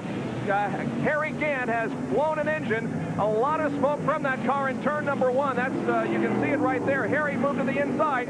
Here is Rusty Wallace, and he has maintained the lead. He has. Labonte just crossed the finish line as Rusty was exiting the pit, so Rusty has held on to the lead. Can he hold off the last half lap? Labonte, there he is in car number 11, running in second spot. He's now close to, well, there is Wallace. You can see Harry Gant to the inside of the racetrack on the left side of your screen with a lot of smoke pouring from that engine. But Rusty Wallace, it appears, has successfully made a pit stop on the last lap for just a splash of fuel, got back out and maintained the lead, and is going to win his 3rd Winston Cup event of his career. You know, I'm going to be very interested to hear from particularly Jerry Punch, who has seen so many of these Winston Cup races. Does he ever remember a winner stopping as he took the white flag going on to win the race? It doesn't happen often. There is the Kodiak crew as they watch for their driver, Rusty Wallace, to move through the final corners of this race. Here he is off of corner number 7, and Rusty Wallace has won the Budweiser at the Glen. Ooh. What a tremendous race we had here today. It was worth waiting an extra day for. It really was. Absolutely astounding. Repeating again, if anyone out there can remember on a super speedway, look at Jeff Bodine shredding the left rear. Yeah, it's completely gone. Meanwhile, Bobby Hillin has returned to the speedway. Look at that car. With significant repairs. There's Bodine going by, Kyle Petty. There's Rusty getting congratulations of Davey again. If anybody can remember winning, stopping on the white flag lap, I'd like to hear about that. Rusty Wallace, we're looking right now at Barry Dodson, some tears coming from his eyes. How about yours?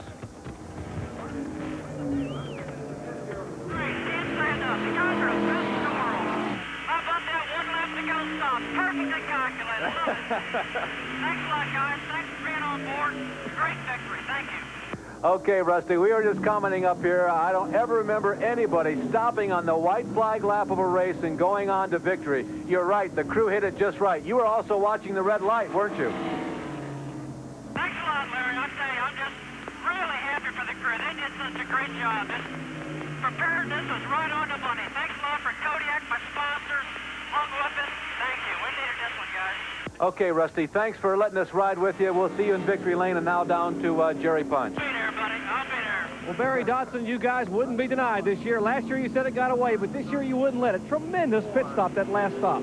Can't believe it, Jerry. We all said our prayers, and we knew we were going to be close, and I said, what the heck, run as hard as you can. Let's get all the lead we can, and we knew it was going to be close. We got a light in the car, and we tuned the thing. We worked on it a little bit Friday, and tried to get it where we thought if it came on, we'd be dead on it, and it paid off. And we're just tickled to death. I want to say hello to my kids at home and everybody at home. The crew at the shop's working today because it's Monday. And tell Billy Bones he should have been here. Well, the first ever win for the Kodiak crew in a road course and the first win for Rusty Wallace. They earned it. They wanted it. They needed it. And they got it here at Watkins Glen. Yeah, they came here and tested a couple of times and really prepared for this race, and it paid off. He didn't start from the pole position. He started from second. But, boy, when the green flag dropped, it was Rusty Wallace pretty much in control of this race. Labonte was second. Dave Marcus is strong and a very fine third finishing position. Ricky Rudd was fourth, and Benny Parsons came back for a fifth. Then 6 through 10, Alan Kowicki, Phil Parsons, Dale Earnhardt, Bobby Allison, and Tim Richmond, who moved back up to 10th after spinning in the late stages while running second. Back after Cup race is over. It was a great race, and it was won by Rusty Wallace. And let's go to Dick Berggren. And it's a very happy, emotional Rusty Wallace down here in Victory Lane. Did you know just how close you really were to running out of fuel at the end? I tell you what, I knew it was close when I asked the crew how many laps we got left to go. I mean, how long we could go on fuel, and they wouldn't tell me. What did you think then about staying out, and when they told you to keep standing on the gas? Did you think you should have been conservative? Well, I kept asking them, I said, guys, you want me to slow down because we had such a big lead? And Barry says, heck no, run hard. We got to let's get a big lead. If we got a pit, we got enough time, we can still get them. We come down pit road, hit the gas. She ran out of gas, and I was trying to leave pit road and finally lit back up. And, boy, when I come out and I didn't see anybody behind me yet, I knew I was lucky, I'll tell you. What were you thinking, though, when you saw that red light come on and you knew you had to come in and you knew you were this close to victory? Oh, no. This thing's supposed to work, you know, if you're out of fuel, but I didn't want to. Hey, buddy. That's Raymond Beadle, his car owner. Go ahead. Oh, I tell you, it's wonderful. Raymond's never seen us win, and I'm real proud to have him here and watch what happened. This Kodiak Pontiac performed just perfect. You know, Barry Dotson, Jimmy Makehart, and Harold Lillard, they did an outstanding job, and they're to be commended. I love them for it, I tell you. It is a team sport, is it not? Oh, man, these guys, they got it. They're number one in my book. How important was the testing that you did in preparation for this car? You did seem to be so superior all day long for the race. Everything was very important when it comes to testing. Terry Labonte tested, we tested, and I think it showed in qualifying. Terry and I were on the front row, and he played a game with me all week long in practice. You know, he'd run with me a little bit, then he wouldn't run, and you know, we had these fictitious times and stuff going, but it didn't bother me. You know, we knew we had it, and if we could hold on and not have a problem. I just can't say enough about my crew, though. Those guys did it. They really did. I just aim it. Well, there's one other statistic we just had revealed, and that is that 2 out of your 3 Winston Cup wins have come on ESPN. I must be lucky. I tell you, maybe I'll start carrying the camera for you and maybe get another one. Well, we've got a broadcast next week at Bristol. How do you expect to run there? Won Bristol last time. Maybe I can do it again. Let's see. Let's make it Michigan. Michigan's next week. Bristol's the week after. Rusty Wallace in Victory Lane. Very, very happy. Well, thank you very much. I'd like to say hi to my kids, Patty, Greg, and Katie, and everybody back home. See you back there later. It'll be a happy reunion. You can be assured of that. Rusty Wallace wins the Budweiser at the Glen in an exciting finish, stopping on the last lap for fuel, but having enough lead build up that he maintained it and won by 11 seconds over Terry Labonte. And Rusty averaged just a little bit over 90.5 miles an hour in this 2-hour and 24-minute race. Labonte was second. Finishing in third position was Dave Marcus. Back with more right after this.